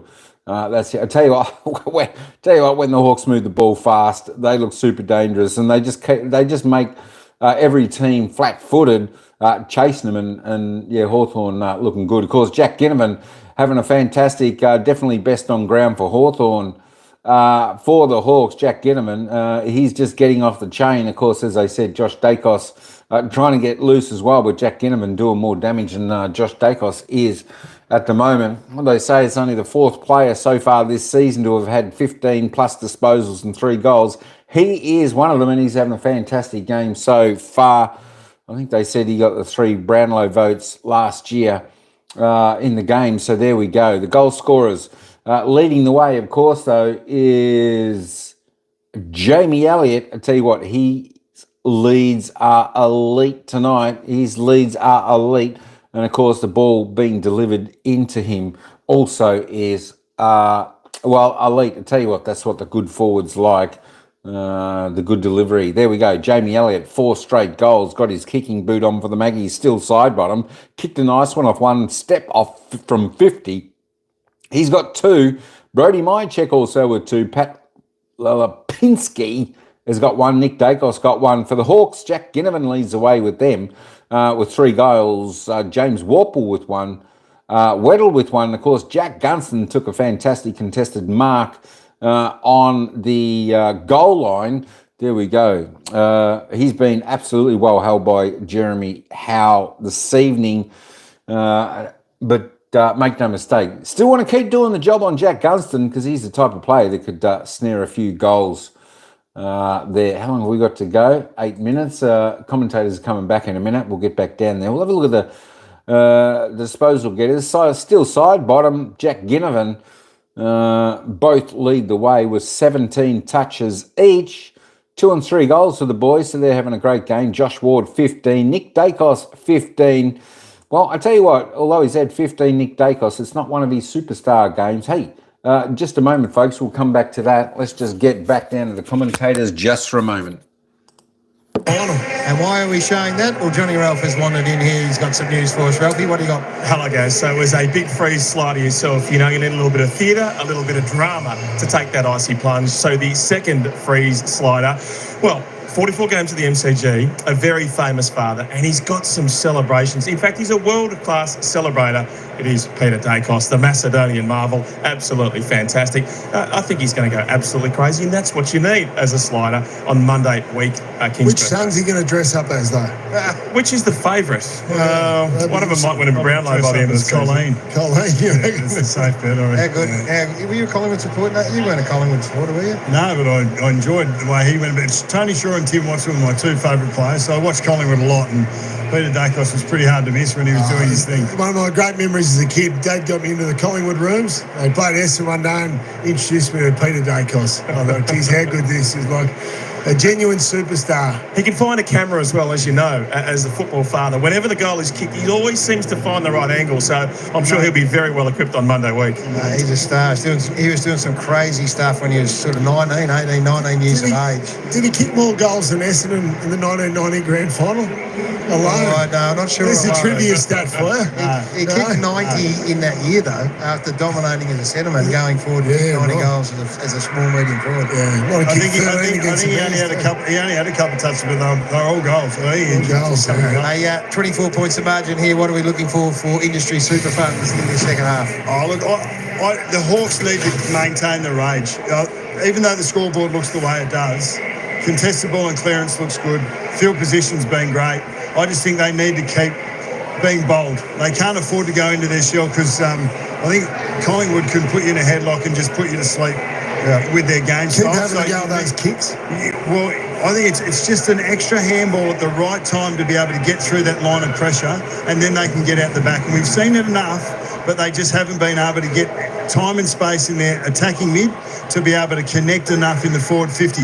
They can still score heavily if they continue to maintain that rate. Magpies not going away from the 20-minute mark of that second quarter. They scored 20-0, and the pressure was 232. That's impressive. That is very impressive. But don't go away. It is a massive night here at the MCG. Two power clubs of the competition going head-to-head. It's the Magpies by 24 points.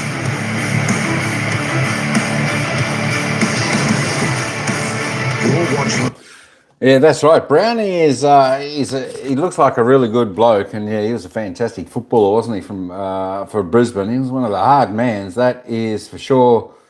Emmanuel. Absolutely not the flashiest, but oh my God, he's courageous and toughness. He certainly was. All right, let's just get back to the stats, boys. And ladies and gentlemen, and have a little bit of a look. Jack Crisp for the Pies on 13. Dan Houston doing a good roll down back there on 14. As I said, James Warple there on 12 disposals, the 1 goal. Ned Long, a little bit quiet, but he's still truggling along all right. 11 disposals, 3 kicks, 8 handballs. That's it. Let's roll on down a little bit more. Who else we got? The old stages, Scotty Penalby, just the 9 touches. Josh Dacos 9. He's having a quiet game as well. So both teams have got some of their gun players that can certainly come into the game into this second half. Brody Myercheck, not too bad. He's doing his role. 8 disposals, 6 kicks, 2 goals. This is a great practice final for us. To tell you what, they're always like finals when these two teams meet. You just have those games where it doesn't matter where they're on the ladder. When you come up against a certain side, both teams lift, and it's a fantastic game, that is for sure. Dylan Moore, though, he needs to do a bit more for the Hawks. 7 touches, just the 1 behind. Jeremy Howe, he's only had 7, but I tell you what, they have been 7 very important disposals. The kicks, the intercept marks, etc. like that. He's doing a job on Jack Gunston, who's had 6 touches. Just the 4 kicks, 2 marks, just that goal that he took, the contested mark. Jamie Elliott, as I said, 6 touches, 5 kicks, 4 goals. Thank your mother for the Rabbits, doing fantastic. Nick Watson, well, he is the wizard and he's vanished. He has vanished himself from this game. He is pretty much unsighted. He's doing nothing. 4 touches, 2 kicks, 2 handballs. That is it. James Sicily, he's having a quiet game for the Hawks. He's probably just out a little bit of a form, I think. He was one of the dominant Hawks always I used to see and watch. He needs to get back into the game as well. Of course, we've got a few players down there for the Pies who haven't had many touches. Hoskin Elliott, full. Bo McCreary's having a very quiet game also. So, same with Membry, with just the 3, Imperium and Darcy Moore, just the 1. There we go. Let's have a quick look at the stats. The Wizard has fizzed tonight. But don't write him off in the second half. You just never know. You just never know with these little pocket rockets. Disposal count, there we go. Hawthorn at the moment is by 18. The kicks, well, there we go, just by the 15. Handballs by 3. Inside 50s, Hawks on their season average of 53. 27 they've got for 9 scoring shots. 27 for 9 scoring shots. Magpies, 22 inside 50s. Hawthorn have done well to just hold them down to 22 inside 50s, but the trouble for Hawthorn is they've kicked 10 goals, 13 scoring shots. So they are very, they're very deadly when they go inside their forward 50. They're scoring at about, there we go. You tell me, what's that, 60, 70%, somewhere there? She's pretty high. Free kicks, 10 to 11 free kicks. I think the umpires have umpired this game reasonably well tonight. Hit-outs, Hawthorn on top there. In all these departments, hit-outs by 10, the clearances by 5, centre clearances by 2 to the Hawks, stoppage clearances by 3. They absolutely are. They're managing their energy very well. The contested possessions, it's the Hawks by 10. There we go, not much, just a 10. And the uncontested possessions, that's pretty tight as well, just plus 17 to the Hawks. So, as I was saying, pretty tight, pretty even game. And the turnovers just on season average, no worries about that. The marks 40, 54. If you have a look at the marks and the inside 50 marks, Collingwood doing really well. 9 inside 50 marks. Elliott doing a good job of clanging on a few of those. Hawks just the 5. And of course, the tackles 38-21. Not many tackles from the Hawks. That's super low. So the Hawks want to continue their pressure when they can, because look, when they've got the ball running free, causing chaos, they're looking good, but Collingwood getting that quick rebound, that's when the Hawks need to get back, put that pressure on. Tackles inside 50. Both a little bit low, both teams a little bit low, 5-2. Ryan, thanks so much for the super chat, bro. Ryan, Avery Rogue 1, he's a kind man, he's a good man. Hey, go and check out his channel, folks. He does his live streams walking down by the beachside and always has a chat. Very friendly guy. He's a great man, is Ryan. Thanks, Ryan. Appreciate that, bro. All right, hey, folks, let's get back down to the ground. They're about to bounce the ball for the third quarter. It's the Magpies by 24. Put down late in the second. Can they keep it going, or can the Hawks find a recipe early to challenge them again? Weddell's at half forward as well. Comes up to the stoppage here, brings Quaynor with him. So extra numbers around. There's a whistle from the umpire, bit of holding on.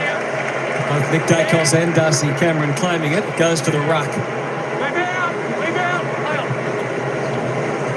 And takes this out wide for Perryman. Big scout of the forward 50. Myercheck led out. So did Elliott. Same intention. Warple brushes aside. It's a few pre-seasons in that against Allen. The handballs are pretty good and constructive now. Brought it to Ambrosio and then onto the chest of Gunston. So far, so good. Child has a little patch of clean air ahead. He'll come up, but he'll have to deal with Frampton. The kick was a little too aerial. Moore. And again to Allen, safely to McQuarrie. Turned around, pressure from Gunston. So the bounce handball, all sorts of creations ahead. DeLong, the handball happy, and why not? Perryman now. Elliott in the wrestle. Myercheck disrupted, but didn't disturb him too much.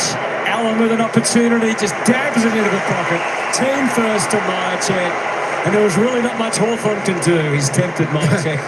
He could have gone on. He had that much space, but he elected to go back. That comes back to Billy Frampton back here. So all of a sudden they get through Hawthorn. Frampton's tracking Sicily on the back. The ball hangs in the air. He says, "No, I'll come off you." Comes off Sicily, helps Moore, spoil the ball. Now it's up the other end. It's been mainly the little guys tonight, but Brody Myercheck was aiming for his third. Well, they've been ruthlessly efficient in front of goal, so that's a rare miss. I love the way they absorbed pressure with the hand pass. When it looked like they were hemmed in on the boundary, there was a beautifully weighted handball from Nick Dacos that just opened things up for them, and they took it away. They've absorbed pressure all night better than the Hawks have been able to handle it. Yeah. Not a lot for Amon to work with, so he pumps it for Chol and Meek and Sicily, all three at it. Chol's claiming the mark. He took the umpire into it. So So now Frampton's got Gunston down the line, whether he pulls that trigger or not.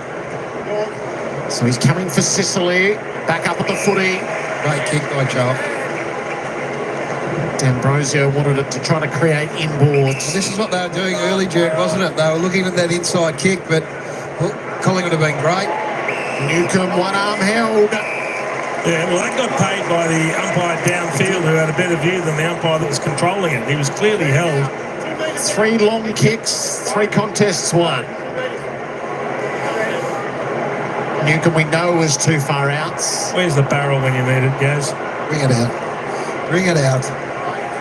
He's not going to give up on the idea necessarily. Bit of extra momentum into the kick. Into the post.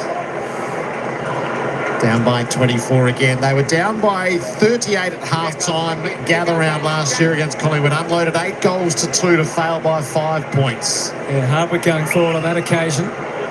Sicily tonight. They need a bit of Dylan Moore here, I reckon. Oh, Bobby Hill. How about a little bit of Bobby?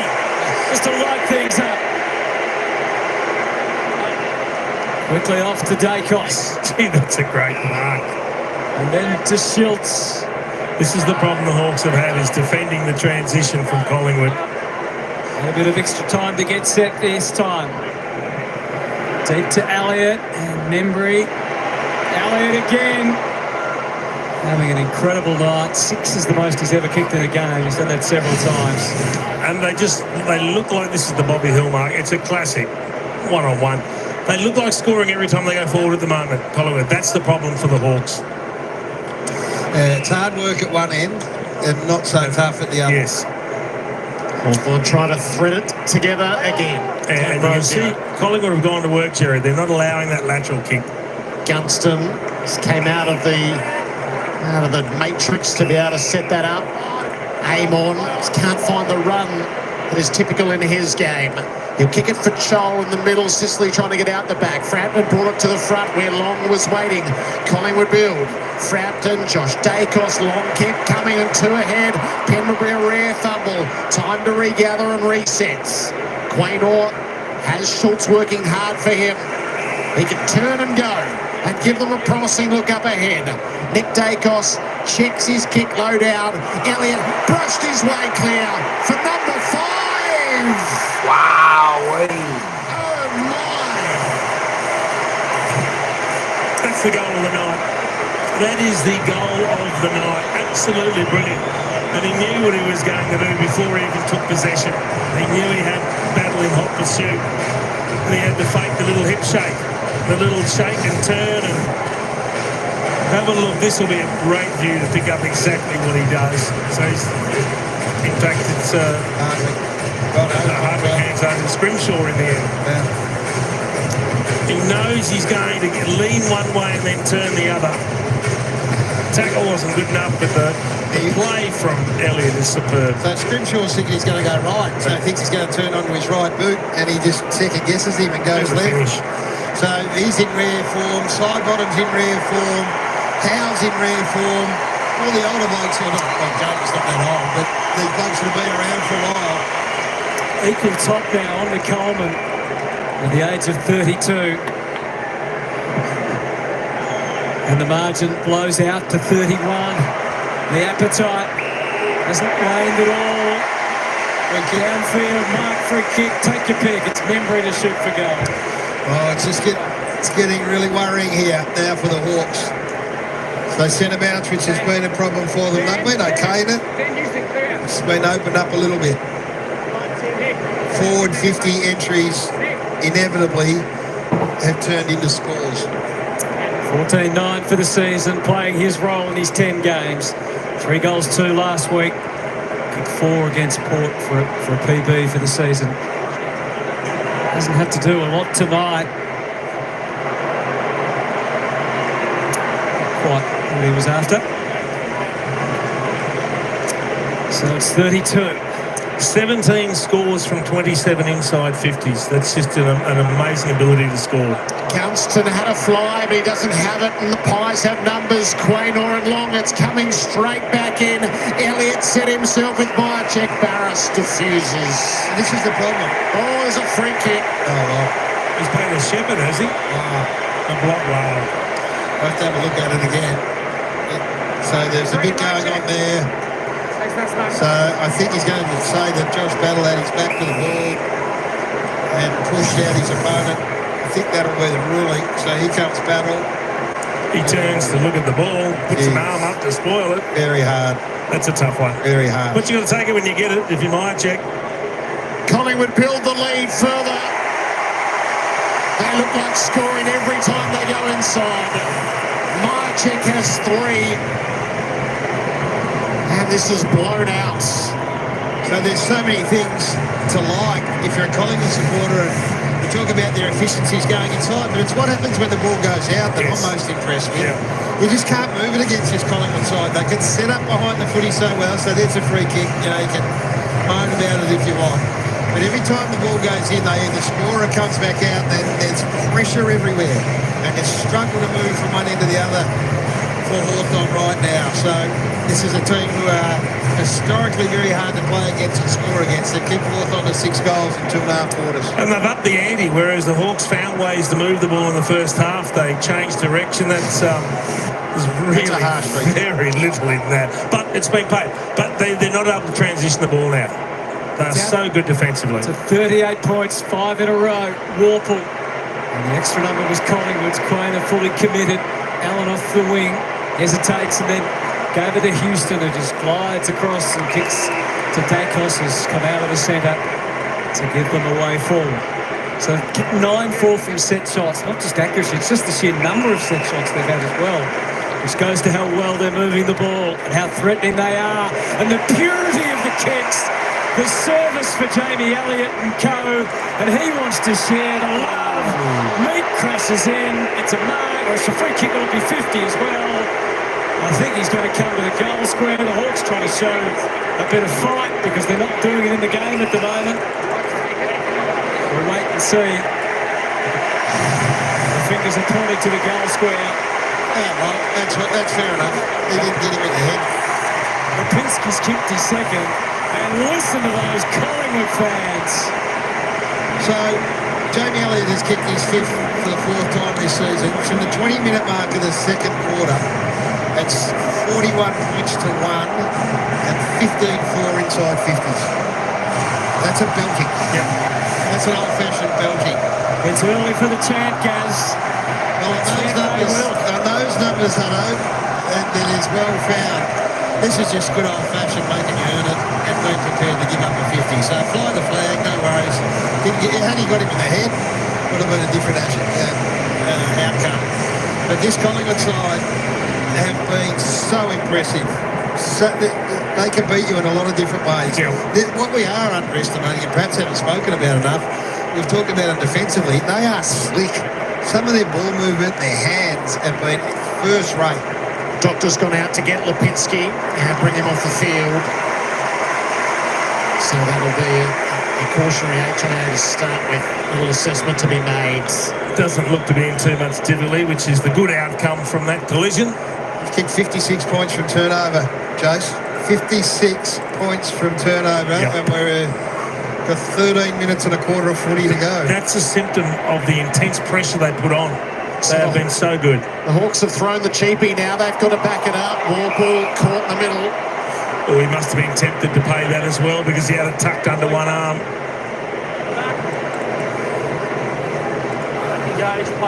Meat off the back of the hands. Out to Morrison. Ran straight into Nick Dacos. Stood up.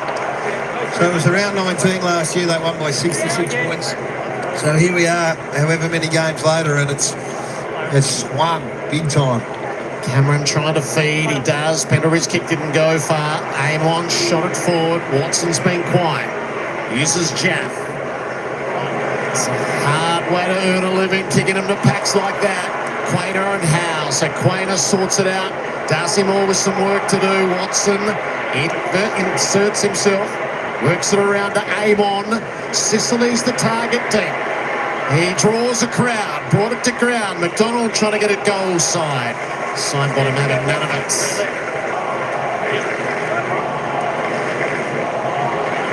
Rocky Sullivan, the son. Second time this season. Cameron Duell, the instant kick, and Morrison tracks it down well. Well, he's just got to has the responsibility, yeah, Jace. and he's got to take that responsibility, Hutto. That's the key. Hasn't been a big night for Harry Morrison, just the 8 possessions, but he gets a chance here just to break this run of relentless scoring that Collingwood have put on. Career best 28 disposals last week. All of the coaches' votes. He's been a survivor in his 9th season. Harry Morrison.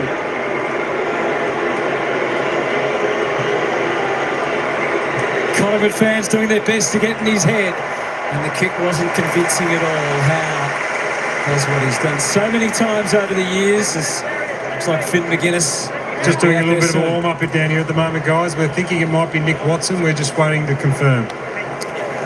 Gee, that's a bit of a fall from grace for Watson. Yep. He's only had half a dozen possessions, Gaz, no score, but there's a few of them out there that have been ineffective. Before he comes off, I'd love to run him through the middle. Maybe he hasn't got a tank and maybe he's not quite ready for that yet, but just to try and add something through that middle of the ground, bit of excitement, bit of buzz. Yeah, Dylan Moore, Connor McDonald, Blake Hardwick, that have all been quiet. At the throw in, came the way of Nash and off to Warple. Again, a skyscraper for Sicily, almost, but not quite. Eyes have got numbers around it. Howe takes the dive over the boundary. Yep, almost again, Jared. We've said that a lot this year, haven't we, for James Sicily? He's kicked goals in 5 games this season in his ventures forward. That's where Sam Mitchell's gone at the start of the 3rd term, but to no avail with what's happening at the other ends. Meat trying to pry it clear. Again, side bottom sticks the tackle. If you think you're the bloke that's going to get subbed off, you just don't look at the bench when they're holding up the big number. On the fly, Watson caught low. Now he might get a reprieve. If it is him, in fact, he can go back and kick this goal. Do they change the number? They have to scrub out the number. One final act. Well, he needs to go back and kick the goal now, Gaz. That's the next part of this. Does he get him low? He starts up, but then it slips down. Well, signs out over here on the bounce on the boundary, guys. So 34 still there. Let's see if he gets rubbed off if he kicks this, Burns. You don't come off, do you, Gaz? Not if you snag one. It's been hard to come by for the Hawks. Disposal number 7, quite 2 weeks running. Nick Watson with a final flurry. He's kicked the goal. You know that arcade game, Time Extension? It's a great analogy. He had a little celebration afterwards. He looked at the crowd. He doesn't want to look over at the number, and then the hand's gone up. The hand has gone up down there with the board. Maybe wait. I think it's the weight, Gaz. We might reconsider. He might have a reprieve. He might just have a reprieve. They got it back to 37 points. They've got to get some excitement somewhere. Have they rubbed it out, Moons, or not? I'm just waiting for him to put it back up. It looks like he's okay for the time being. He's got himself an extra 5 minutes. Exactly. Might be changing the number now. Well, he's actually cancelled the number.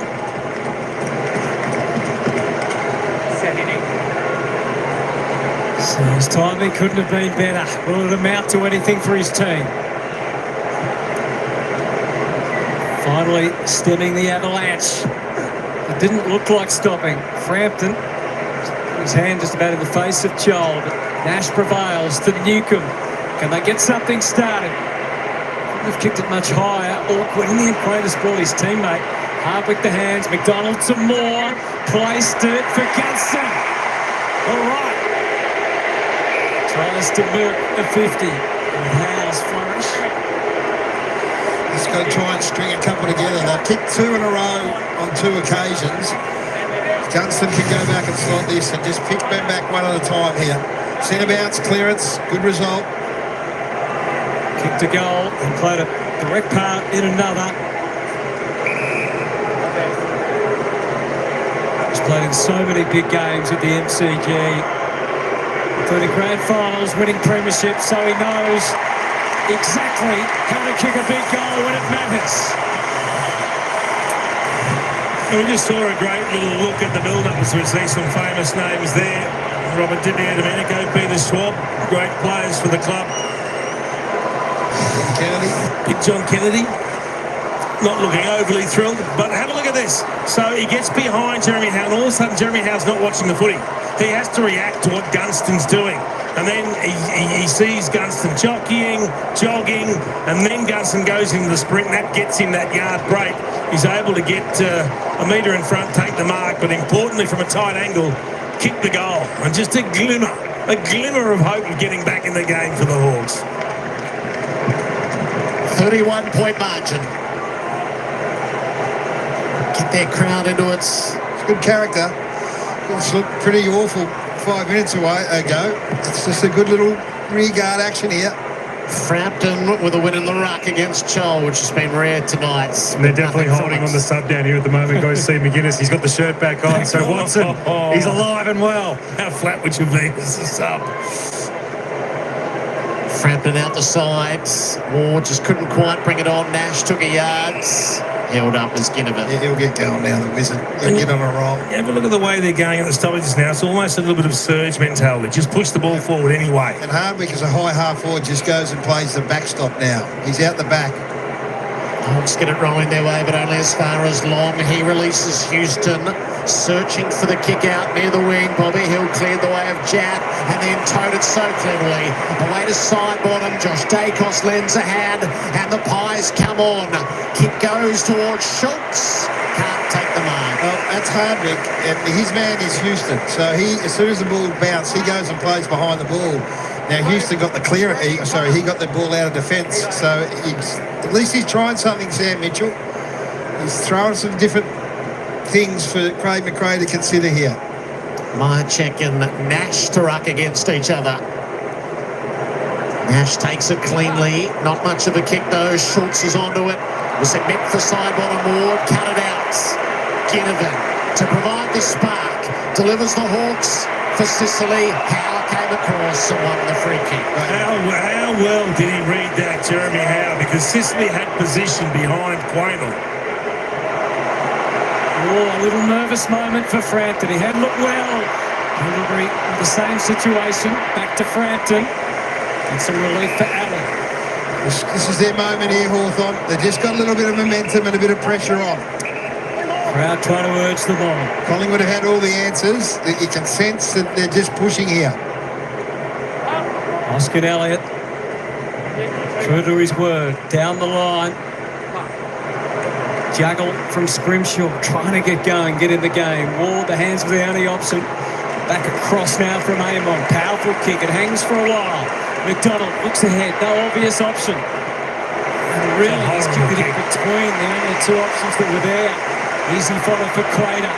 And it's side bottoms to determine the punishment now. Two bounces, why not a third steal?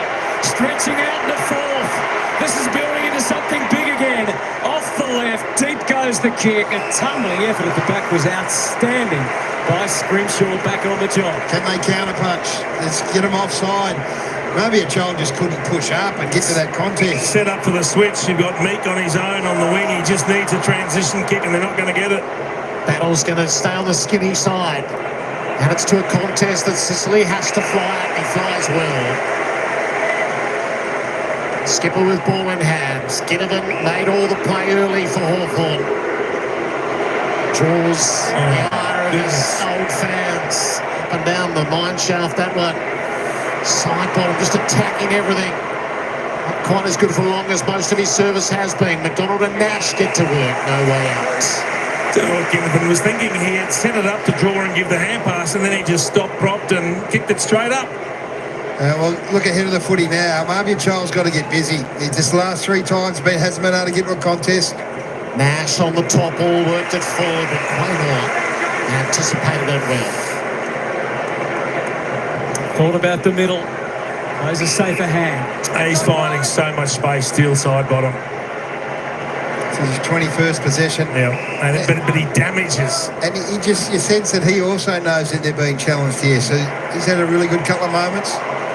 Myercheck almost completed it. Bobby Hill scouting. Scene 2 and it's over. So it's gone back in a bit of arm wrestle mode here. The issue for Hawthorn is that this defence has been rock solid.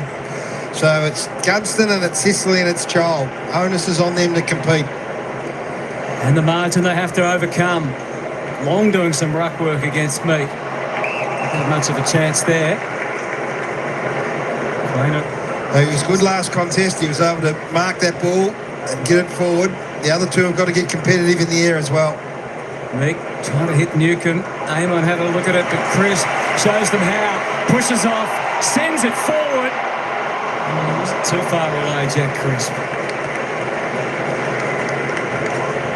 A bit of heartbreaker for the Hawks. He's kicked a couple of behinds Crisp tonight. Weddle. D'Ambrosio wanted it as the next link in the chain. Battle didn't look there instantly.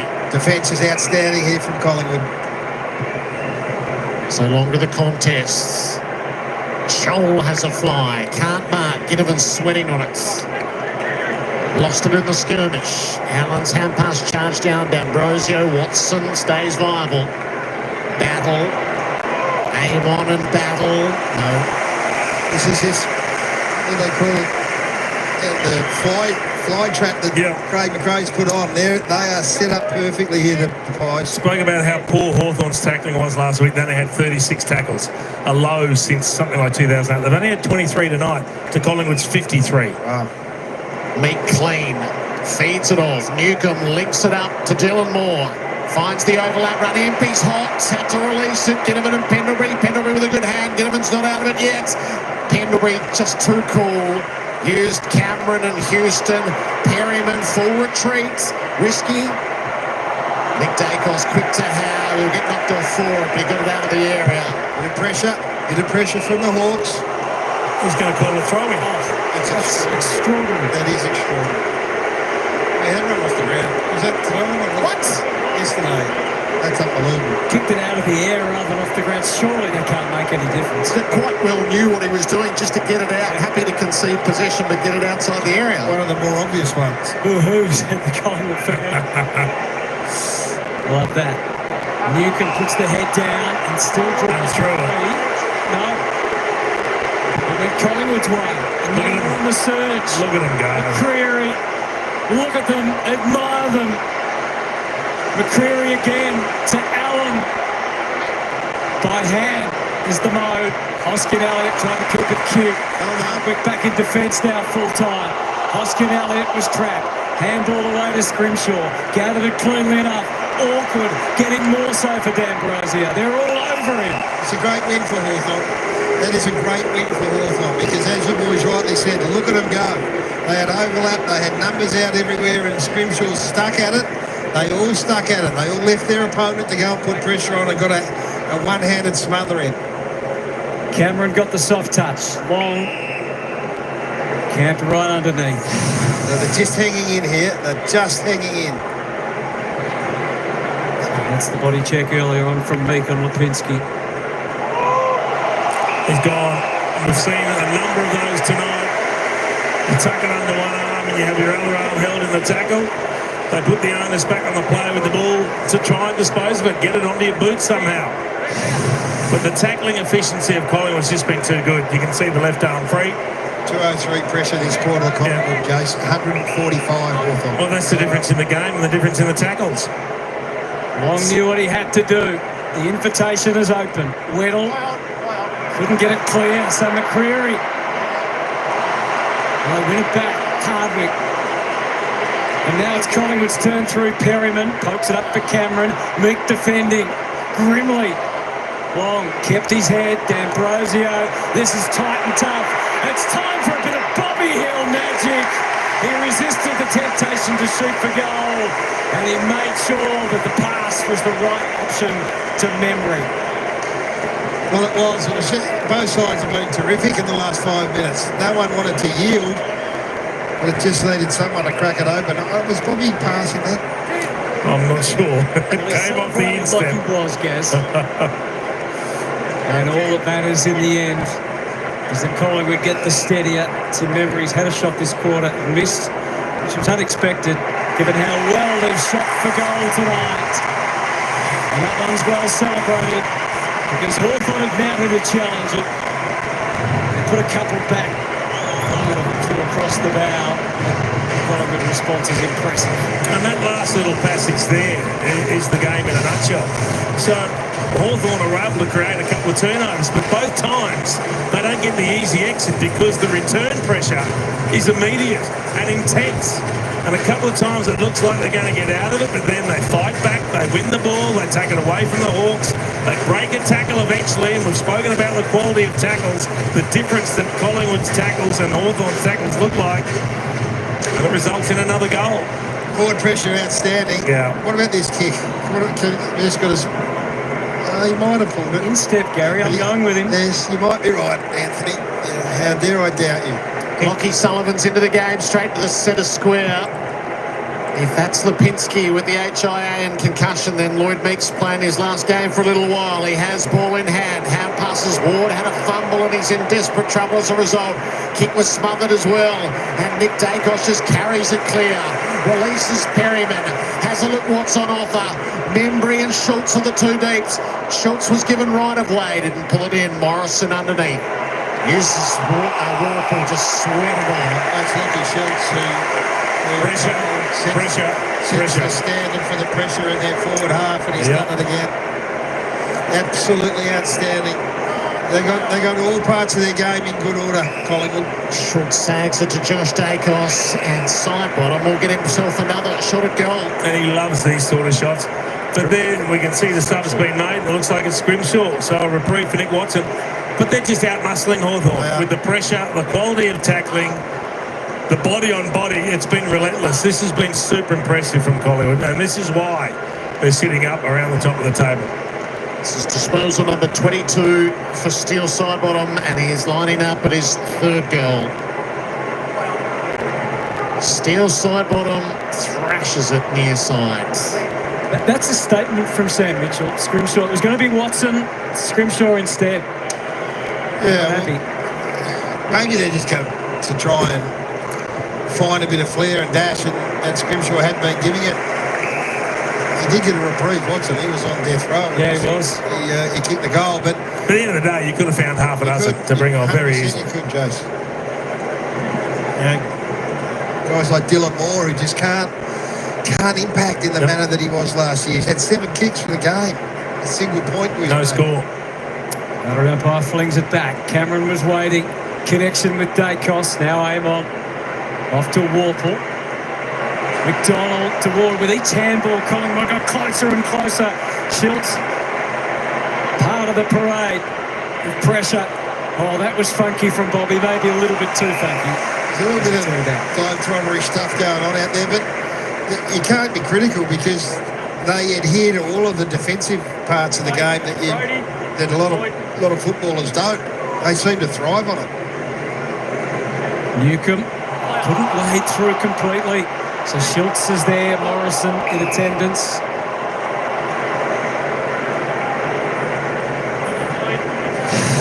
Certainly let Big Meek know about this, Gaz, former teammates from Fremantle. Yeah, we need to have a look at that and find out if it is concussion, because they're right. I thought he missed him actually, but maybe when he hit his head on the ground. Right into him straight away. 37 tackles in the forward half Collingwood have had. Yep. And what do you reckon Hawthorn have had? Less in total. 6. If they've had less than that for the entire game, all over the field. 6 to 37 in the forward half. There's 9 without a tackle last week. There's 10 so far tonight. It's not Lloyd Meeks evening, that's for sure. And that they show no sign of letting up. This is the other really impressive thing about them. That they are almost daring each other to be better. Who can tackle more inside 450? So we just got Myercheck high there. It's a tough one though, because Myercheck collapsed to his knees in the pushing battle. Brody's kicked 3. Jamie Elliott with 5. Stole the show early. The connection that Myercheck was after all we're accustomed to. So closing in on 3/4 time. And the Magpies' advantage is 39. So concussion definitely for Pat Lipinski. So we can start at 3, and then the nature of the action, which was just so premeditated on his approach. He hit his head on the ground. Would that mitigate? No, you're culpable for the damage that he caused. 3, but in terms of going higher. Yeah, it's an interesting contemplation. Hawks trying to build something from the wing. D'Ambrosio tossed it forward. Gunston out of position against Darcy Moore. And it's a compelling quarter again from the Pies. Outstanding. And then at 1 point by 44, the wounds are open. Jack Gunston is going to need a corner man at the break. There's a lot of anger and angst. And the Hawks setup just been comprehensively outplayed and showed their place in the scheme of things. Jack Gunston still trying to get an answer through his split eye. So three-quarter time, Collingwood have put their best foot forward. We know where they are positioned. Who are the other challengers going to be this year? Could it be Gold Coast or even Fremantle? Get more of an idea about where they stand tomorrow. Super Saturday Live. It's the Suns and the Dockers to kick things off. Holy moly, three-quarter time. Let me just read you this score, folks. You can see it. Let me read it. 14-9-93, the Magpies. Closing in on that 100. 8-5-53, the Hawks. Of course, the Magpies turning it on in the third term as they did in the second. Strangle holding the Hawks. I tell you what, the Hawks, they give it a little bit of a shot and that's all they give. The Pies are just way too classy this evening. I tell you what, 4 goals in the opening quarter, 6 goals in the second quarter. In that third term, they put on 4 goals, 6. I tell you what, the Hawks are lucky. The Pies missed a few. 4 goals, 6, or else this margin could be extended. The Hawks could only manage 2 goals, 2 in that third term. I think this is just about yibbity-yibbita, folks. That is all for the Hawks. And, of course, 40-point margin going into the final term. Tell you what, need to be something special to come back from here. But you just never know. Hey, this is footy. You just never know. But against this good defensive Collingwood, I can't really see that happening. But you just never know. Go gabba gabba. Yo gabba gabba. Yibbity-yibbita. Remember the old Rex Hunt? Yibbity-yibbita. That's all, folks. Was that him? I think that was him anyway, on the old 3AW. But there we go. 40 points is a margin up to three-quarter time. And, of course, for Samantha there, who was in there and said Brisbane are on top. Well, there is the ladder. That's the live ladder. It's Collingwood going on top, picking up a couple of % out of this game. They will go on top of the ladder after this game. And they will be a game and a half clear of the Gold Coast Suns, who are still got to play this week, of course. Half a game clear of Brisbane. I think Brisbane are the danger side this year. Make no mistake about that. Geelong give it a bit of a yelp. Well, injury concerns might do them, but I think still Collingwood, Brisbane are the two probably best sides this year so far at the moment. There we go. Clickety-click. There we go. Let's go and have a look at the goal scorers. Of course, Jamie Elliott, he still needs to put on a couple there for Emmanuel to get to his 7 goals. He's kicked 5 goals, 1 from his 8 kicks. Let's get it to him a little bit more. Get him a few more goals. Brody Myercheck there with 3 for the Pies. Still side bottom. He's kicked a couple, had a shot on 3. I tell you what, he's having a ring-a-ding-ding game here. Doesn't often get a couple of goals, but he's got those. Lipinski. There we go. There's your man, Lipinski. Why does he play? Well, I'll tell you why. Because he does his job, and he does it pretty well. He's 11 touches. 2 goals. Membry's got 1. Nick Dacos got 1.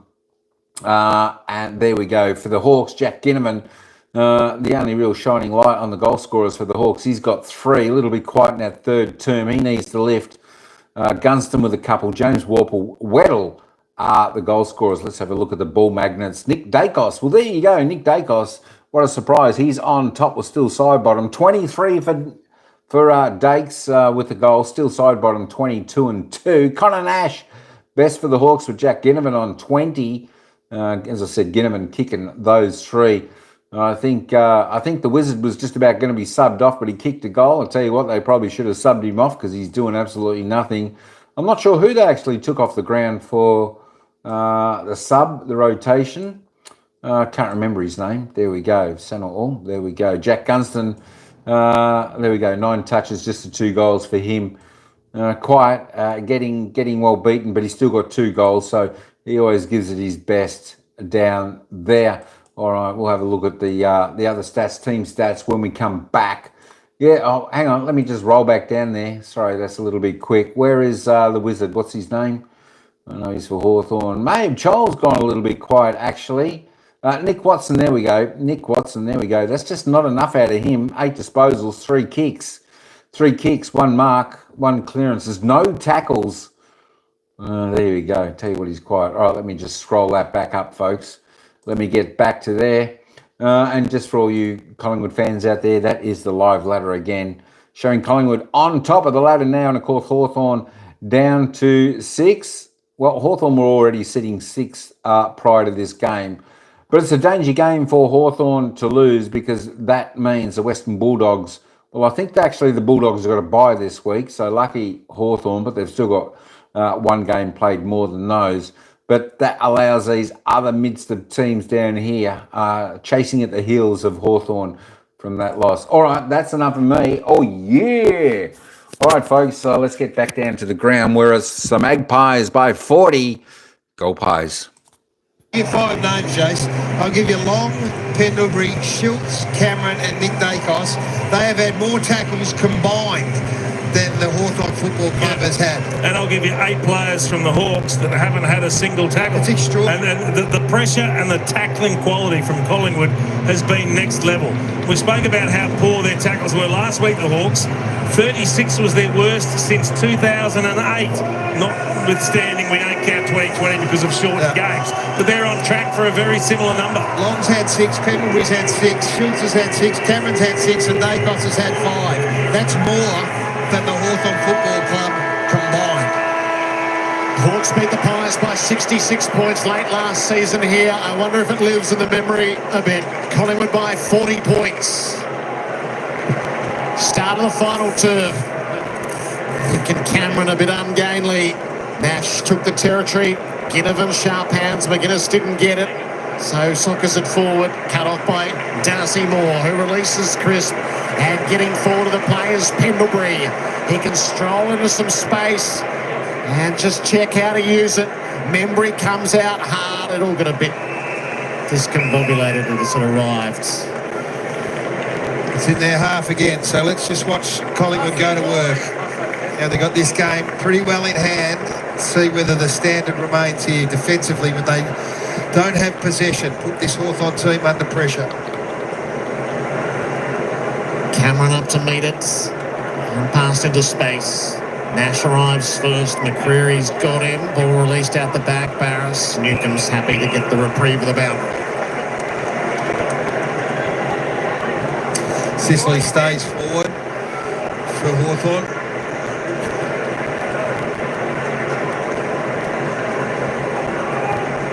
Nick has Membry to contend with.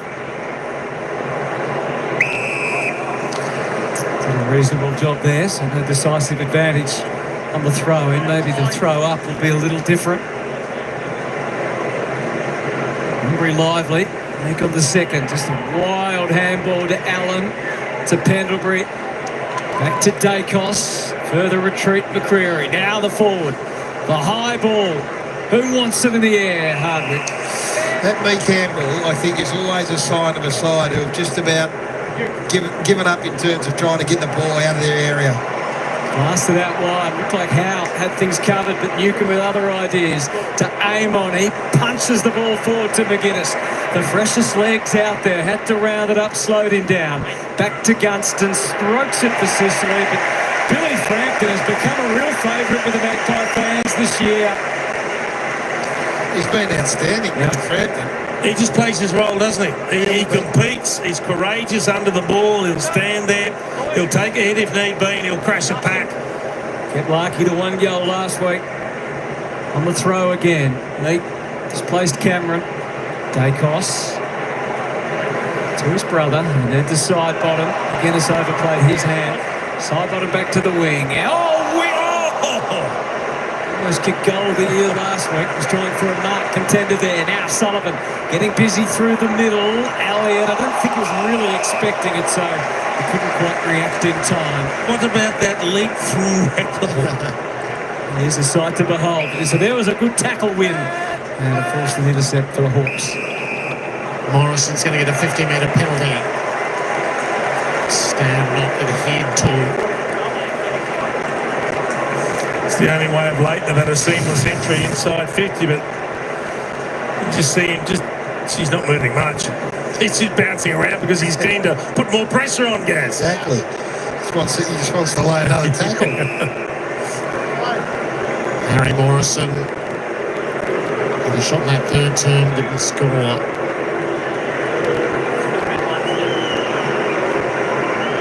Disposal number 11. Morrison on a path to goal. Missed. We'll just get back to that. I know we might have glossed over it. 8 Hawthorn players have not laid a tackle in this game of footy. That's an indictment. After that was specifically mentioned by their coach last week post-game. Dacos still got the kick away to even numbers ahead. Allen with the soccer. Myercheck went with a tackle intent on Newcomb. Nash to McDonald. Fires it out to Ginnivan. Barely the required. Just enough to get the whistle. More. Sicily and Joel and Gunston. They're all ahead. He goes for the captain, but as he's done so often this year, Cameron short circuits that. She's the poor option. He hasn't had a great night, Dylan Moore, but you can't kick to the ruckman. It's dropped back behind play, kick to a 1-on-2. Floats it back to the wing. Walked on the way. It's a great strength of them, though, isn't it? Like, they just funnel you into a part of the ground that they want you to kick to, and then they set up in such a way that Cameron was there, Frampton was there, and that was the challenge. Early on, Hawthorn was going bang, bang, bang. They were able to change direction, and Collingwood have taken that away from them. Leaks tried to go forward with him to sort of blunt that impact. He wins this one, Lloyd Me. Sicily, hands to it. McGuinness. Perriman tried to dismiss him. Is he going to be penalised for that? Yes. Moore and McGuinness both will have claims on this shot. Moore is probably the more. Not a lot of prior opportunity for Harry Perriman, but I guess he took it thinking, can I then break through? But his arm out to try and fend off. I think when you do that, you give it up. This doesn't go for goal. And you can realise at the last minute there was no genuine target. McCreary, a rare fumble. Ginnivan was all over it. McDonald, piecemeal. Just been no ground ball presence inside 50. That's where Collingwood come into their own. They swarm, they put pressure on, they create the turnover, and then they find players just running into space as they exit their defensive 50. Ed Allen's been okay tonight, 220 disposals. He's worked hard, Hutto. He's done some really good things. Perryman sent it long down the line. No mark taken. McCreary swoops. Josh Dacos kept it alive. And then Nick sends them forward. Spoil made on crisp ground ball, Sullivan. They've got this great situation, Hutto, is that he has to play well, Ed Allen. The players that have gone out are just sitting there sweating on anyone that can't step up. Ward, shark the tap. Jap dispossessed. Bobby has conjured the footy away. Spreads it around. Sullivan, he's got the target out the far side and shoots. But just a class above. The takeaway at the stoppage was supreme. It looked like Hawthorn had opportunities to get their hands on the footy, but once it hit the ground, it was Collingwood's, and Bobby Hill, his explosive speed away from the stoppage opened the game up. It's a pressure we talk about a lot, and we celebrate it as we should. Don't underestimate the skill level of this Collingwood outfit either. Lockie Schultz. Forever linked with Jack Ginnivan. He's seen Ginnivan kick 3, but unable to come up with his. They're still alive here. Elliott brushes his way around. He had 6 in mind. Bobby, he might finish the deal. That's been building. Bobby's been feeding them to everybody else. That time he had right away. They're just a class act, and they're showing it at every opportunity now. I mean, that's rubbing salt into the wounds. The Hawks had 2-on-1 in the aerial contest and couldn't spoil it through. But it actually comes back into the corridor. Then they have an opportunity to lay a tackle. So you see a 1-on-1. Nash embarrassed against memory. A chance to lay a tackle there. It doesn't stick. We've spoken about how poor the tackling's been. And it comes home to roost. The Pies keep it alive, and Bobby Hill's got the class to finish. I love that too. I love the way they're celebrating each other's successes. Nick Dacos couldn't have been more excited had he kicked it himself. That there is a great sign. That's Bobby getting excited because he's done the work. They all get around Jamie Elliott, who set it up, and Nick Dacos is just happy. He's just happy that they're out to whatever it is, 45 points. They've almost cracked the ton at the MCG. He's beaten them once here this year. This will be 7 wins and 1 loss. I wonder if he injured himself on the kick. It's been a disrupted year for him. Hamstring earlier. His big kicks them inside 50. More prowling down there. It's the better of Joel again. Well, they've done this all with him having, like, he doesn't get beaten. That's one thing. That's your start. But he hasn't had to find any of the footy or intercept mark at all. Blasted out to the wing. Cameron, Embry both there. Embry going to ground, got the handball away to Newcomb. Gets roughed up a little. Took the footy with him. Let's have a look at shoots after he kicks. He does feel for it, doesn't he? He does. He does. Thought maybe. Look forward by side bottom again. Sullivan a bit of a standoff. Crisp, Impey. Wobbles one. Here's Ginnivan. Back through Ward. And Newcomb. He's tried hard all night. Left footer does connect with Joel. Up ahead, McGuinness gives him the best initial offering. That's all in close. Nothing substantial yet. Gunston longer down the line. Morrison is the overture and tries to tap to, but Houston read the cues as well and cuts across. Had a good night. 18 disposals. He's just getting better, Hutto. Yep. So this is the thing about this side. They are just getting better. You can't see the drop-off here. No. And they started to understand each other. They got all parts of the ground covered. It's just so impressive. Well, they are playing under Craig McRae. So well orchestrated from the coach. Barris on the back foot. Impey twisting, turning. Now kicking to Hardwick. A bit of spacing ahead. Thought about the middle, but he goes wide. And Moore sets himself. Can't complete the mark, but he got chopped. Caught by the umpire. False start for Gunston. Short for Ginnivan. Joel deep. Watson in the pocket.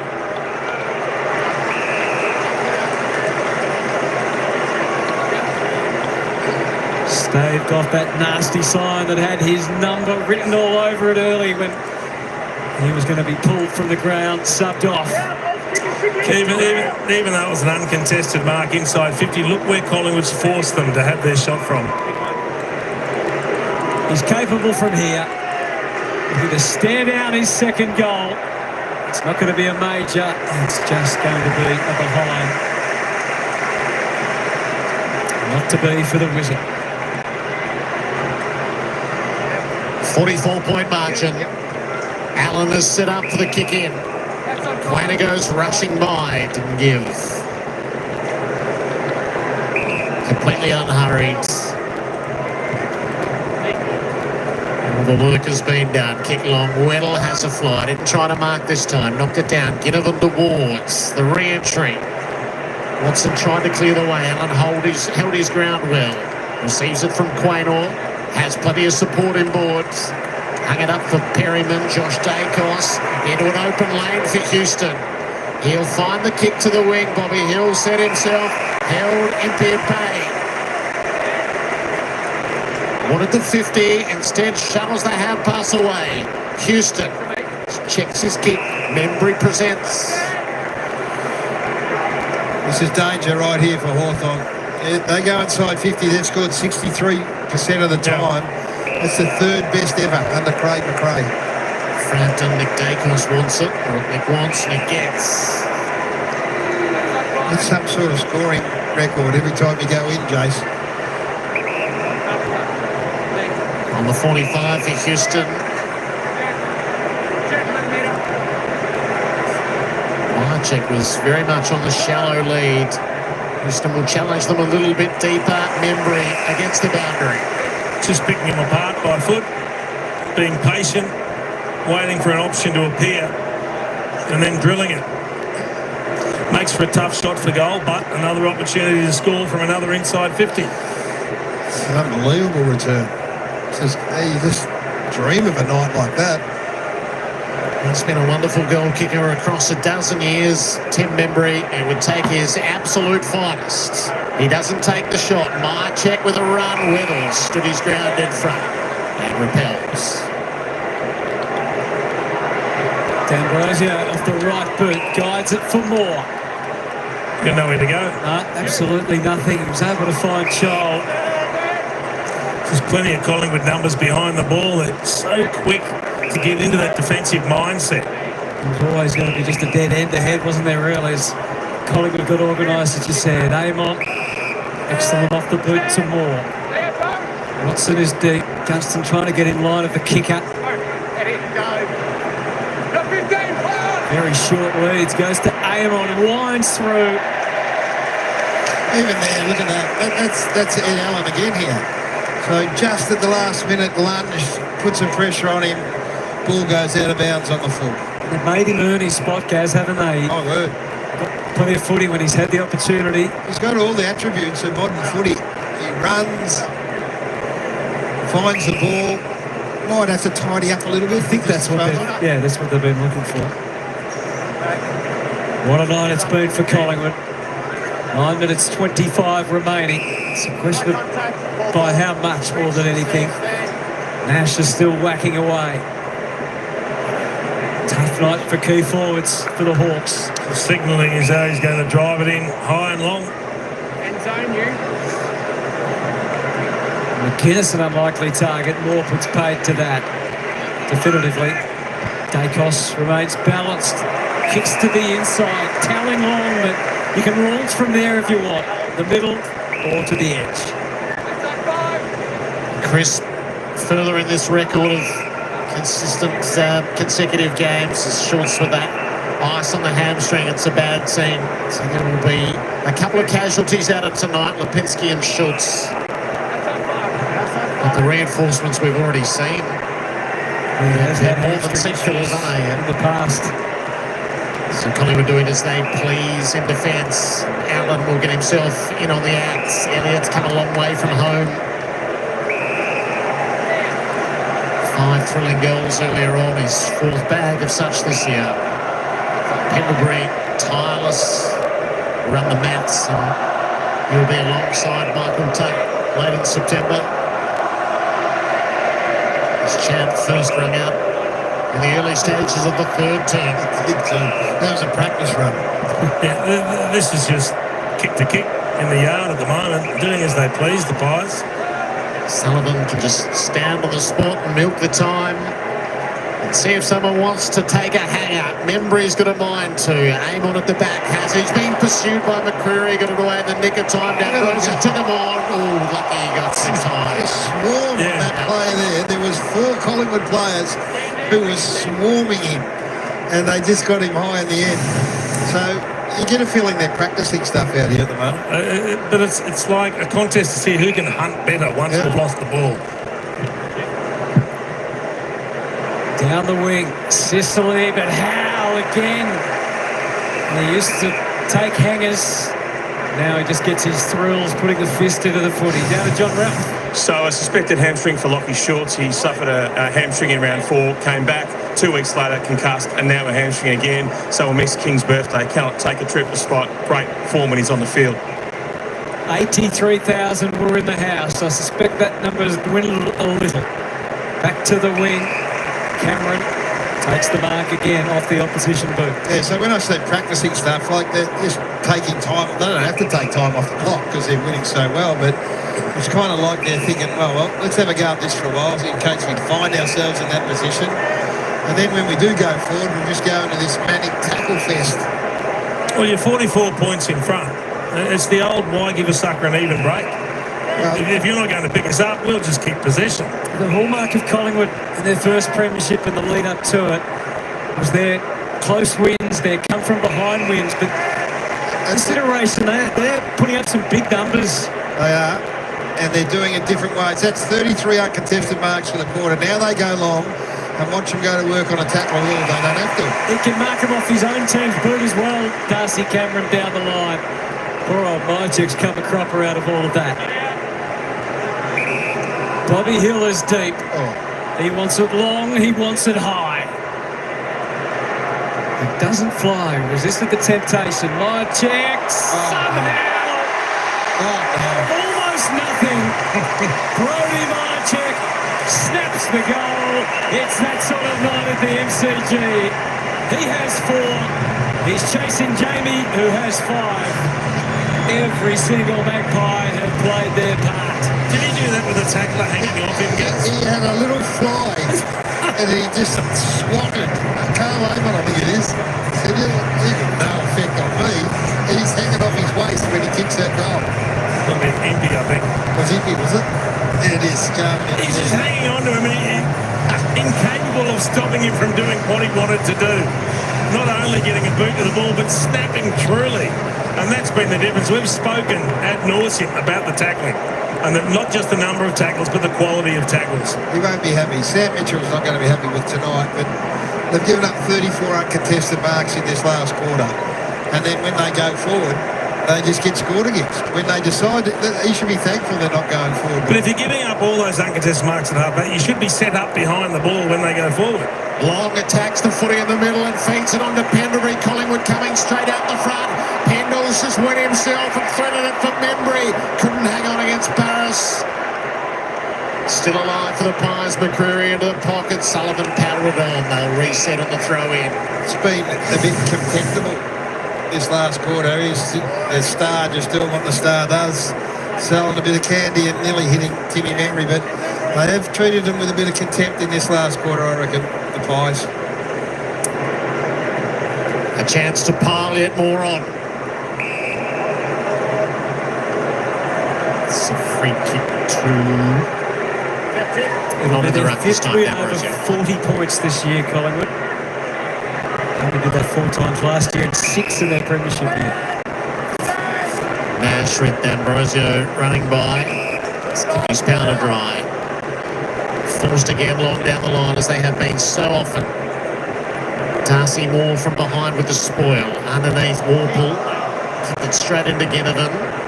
Dispossessed. Scrambling after it. Ginnivan feeds it out. McDonald tosses it up to centre half forward, side bottom. It drifted away and over the top. Quainer leads the race into open space. Bobby loves a bit of a dash. He'll give it back to Quainer. And inboard to side bottom. Collingwood can work this out any way they like. Quainer to centre half forward. Long is there. He'll be enjoying this. He's been encouraged to pump it in. That's the contempt I'm talking about. Was that Quainer just ran away from Dylan Moore then? Yep. Absolutely burnt him. Long has kicked it a bit indiscriminately and Jeff cut it off. Plays it wide for Dylan Moore. Back to Ward. Didn't see anything ahead he liked. Amon with those kicking skills. Sam Mitchell suggesting he should be in All-Australian contention. McGuinness floats it from Morris and gave Cameron more than half a glance at it. Dacos gets busy again. Shuttles the ball across to Sullivan. And out of the middle of the MCG, the longest target was Will Hoskin-Elliott. Full stride, he takes the mark. There's lots of things happening here. That Hawthorn have conceded 69 points from turnover, the most they've conceded all year. So their 3rd loss in a row now. So I know Collingwood are a great story, but they're just a bit of a shell here, the Hawks. Found a man in a better position. Ned Long, and he too found someone who he thought was more of a chance. And it's Josh Dacos. Ventures forward. Not quite as often these days. Josh just the 1 goal for the year coming off half-back. He couldn't quite put that together. So it stays at 51.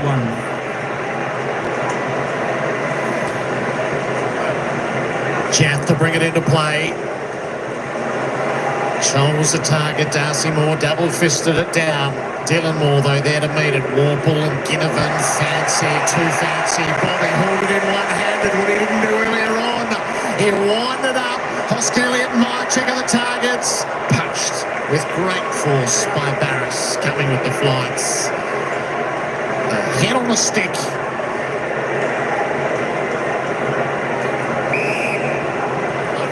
Quite know what you're going to see when you come to the footy these days. Probably wasn't expecting that.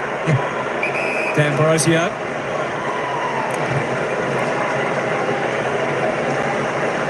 Moore cornered in the end.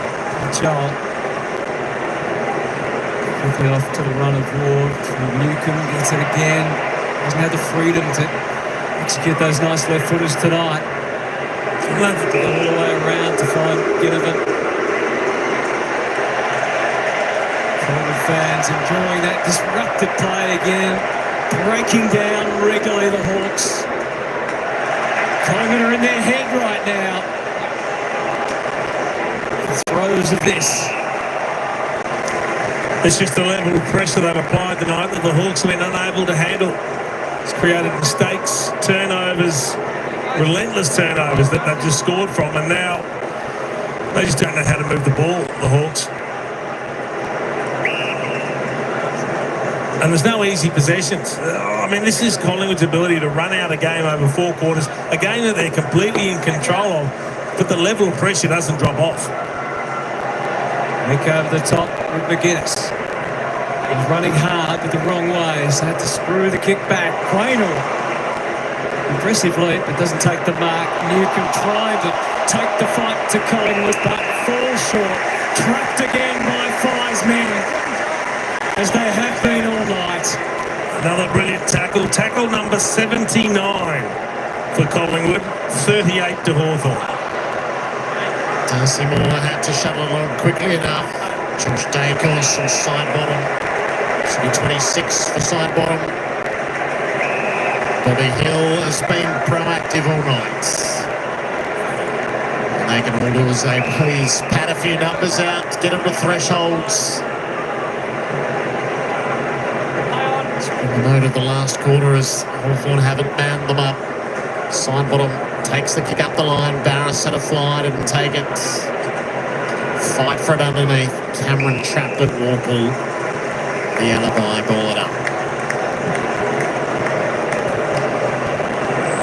Collingwood broke away in the final minutes of that second term, and then they've imposed their superiority thereafter.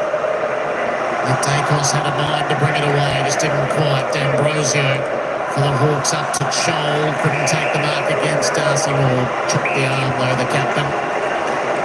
Darcy Moore's season back underway after vertigo and a shoulder complaint. Cost him 3 out of 5.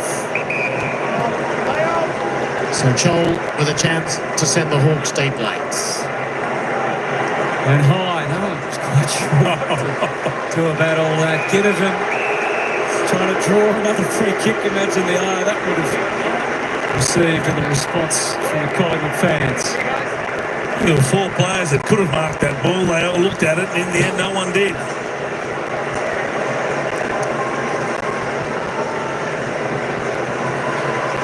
Cameron tries to clean out of the ruck, but puts it on the chest of Ward, who would be too far out. Moore is within range. So the siren will sound at the MCG. Winter is coming, and so are Collingwood. The Magpies have slaughtered the Hawks, put them right back in their place. To determine the margin, Dylan Moore, as they have all night, they are well short of the standard set by the Magpies. Yes, we can hear you, Collingwood.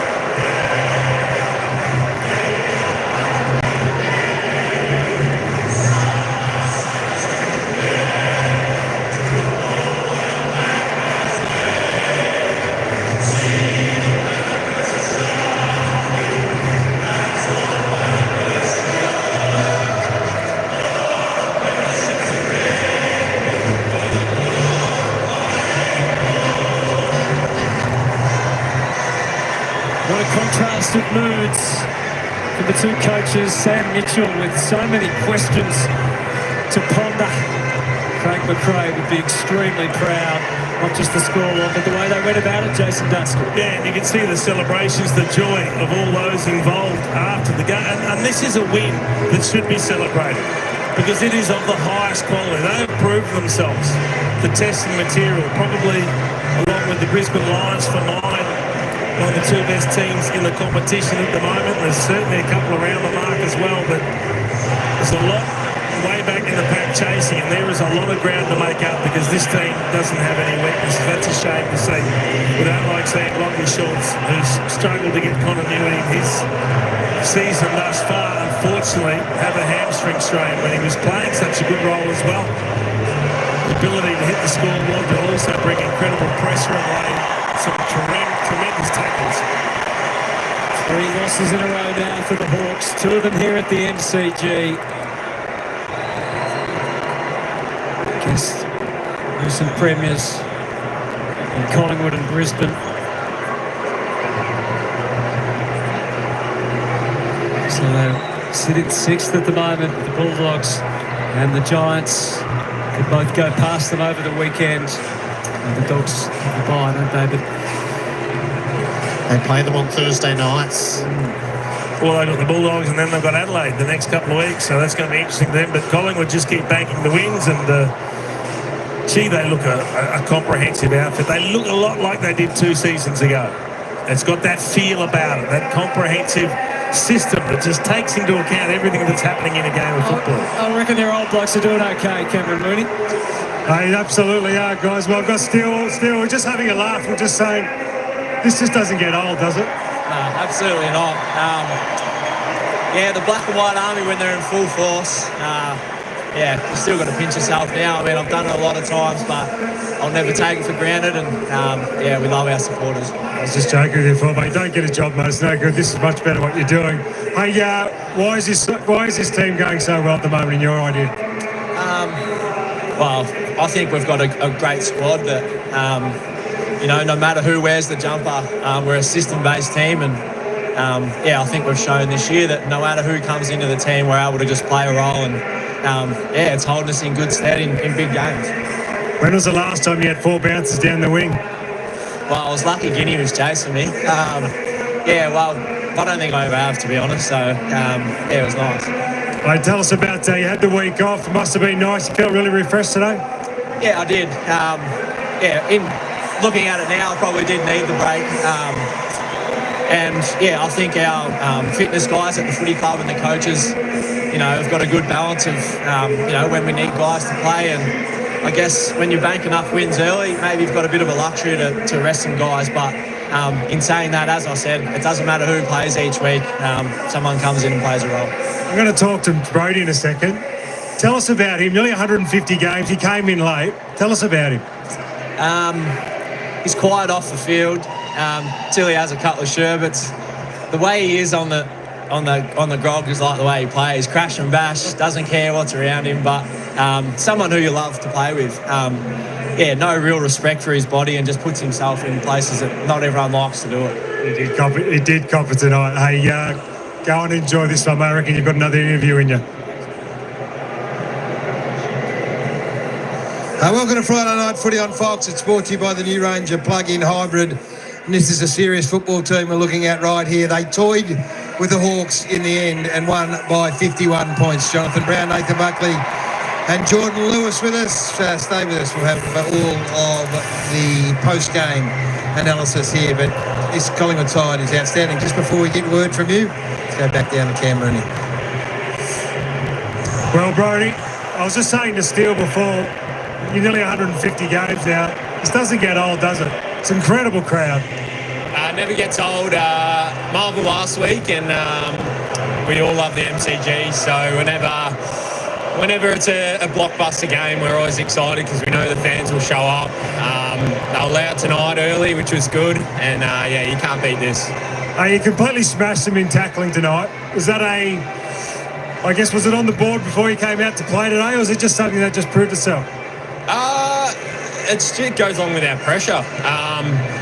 We knew they were going to try and test our tackles tonight, so we were practicing all week for the little slip of the elbows. But yeah, everyone was on their tackles tonight, and even I landed a few, which was nice. But yeah, I saw the stat maybe third quarter, and it was 70-29 when I looked. So yeah, our tackles build off our pressure, and it was awesome. Right, you never want to jump too far ahead in this game because it can bite you in the backside, but does this feel a little bit like 23 for you guys? To be honest, I forgot what 23 felt like. I knew it was just team-first mentality. had the blokes out last week and others stepped in, then they come back. It's whoever steps in plays their role, which is nice. But yeah, it's good leading into the break where we're having some good form. Tell us about your little front and square goal down here. Broke a tackle. You actually had Xiaomi Mi hanging off, and you still somehow managed to snap it. Tell us about that one. A few boys have screamed at me. I knew I had to do something. I had my arm pinned, so that was my excuse for not giving it off. I like those ones where you don't think about it much. You just throw it on the boot, and it goes through. The boys loved it, which was nice, and it's always good to get those ones. It feels like there's something special going on here, mate. Go and enjoy it. There is indeed. It was pretty impressive, John Brown. Yeah, it was. They're the premiership favourites, guys. Very accomplished performance on the home of football. All round their system is as good as anyone's. Obviously, individual players are in brilliant form. The older players are playing really well. Sidebottom coming back in tonight, fresh to daisy, was magnificent. That man, of course, Nick Dacos, but they completely dismantled the Hawks Bucks. Yeah, it's a bit of they've been absolutely dominant in the transition game, both the efficiency to score and the efficiency to defend their turnovers. Along with Gold Coast, statistically they're standing out amongst the competition, and Hawthorn were doing that better than anyone at the back end of last year. So an unbelievable pressure. They completely unpacked it. So pressure's two-way. Their structure allowed them to move the ball in a manner that prevented Hawthorn from being able to touch them, pretty much. They weren't able to defend them. They weren't able to put pressure on Collingwood's use. But on the flip side, Collingwood put absolute maximum pressure on Hawthorn. I said during the call they treated them with contempt at the end, Geordie. They were toying and playing with them. Their uncontested mark game in the last quarter was through the roof, and it was almost then they decided, right, now we'll go forward and kick a goal. That's what it felt like. Yeah, I think, being like that, that's the most powerful performance I've seen this year by a side. And some people rate Hawthorn really highly, but they just could not get any part of their game going. If they even looked like changing the look of the game or looked like trying to attack in a different way, Collingwood were onto it. I just thought they were brilliant across the park tonight, the Collingwood Football Club. That for me, that was sort of sit up in your chair and take notice if you haven't already. Yeah, I agree. And this, we'll all have different things that we value and we love, and this is one of them. Your ability to convert once you go inside 50 is so important. That's the third highest ever under McRae. Then we talk about their pressure. Then I want to talk about their tackles and also how badly it reflects on Hawthorn as well. So we'll work our way through all of this, because if you're a Collingwood fan, you're going to love it. If you're a Hawthorn fan, you're going to hate it. They've come off a game where they couldn't lay a tackle last week. Their coach put tackling fairly and squarely on the agenda, and they've got 5 players walking off tonight without having made one single tackle. The tackle efficiency early in the first quarter was excellent. They tackled well, but they just didn't have any attempts. I think it was 19 from 23 odd, but then they dropped away. It was their third lowest pressure performance ever since pressure stats have been taken. So that the indication were that, and we saw that Collingwood felt as the game wore on that they were under no heat. There was always an exit for them. And when you uncontested mark your way through the last quarter, that the opposition can't get any pressure on. So lost all hope. Last week was described as a flex by Brisbane. Tonight was a full routine, wasn't it? Like it was a magnificent display in all facets of the game. That's a team at the height of their game, no question about it, both as a team and as individuals, guys. Yeah, and they've got a few scars out of it, so John and Rolf will be in to tell us exactly where it sits with Kapinski and also Schultz. But we've just seen how well they adapt, and when they've been able to rest 5 players, keep winning, bring 5 players back in, win even better. There are players, as we look around this circle and they sing this song, every single one you look at, you can make a story. I'm looking at Frampton. I can't remember the last time he's had his colours lowered. Looking at Jeremy Howard saying, how well did he play when this game started? Looking at Ned Long, who's walked into it. You're looking at Perryman. We don't talk about Perryman. He just goes and does his job. Pendlebury, Sidebottom. It's a happy time right here. And that's what we normally relate with Hawthorn. Happy team at Hawthorn. Well, it's a happy team at Collingwood right now. And they're about to belt it out.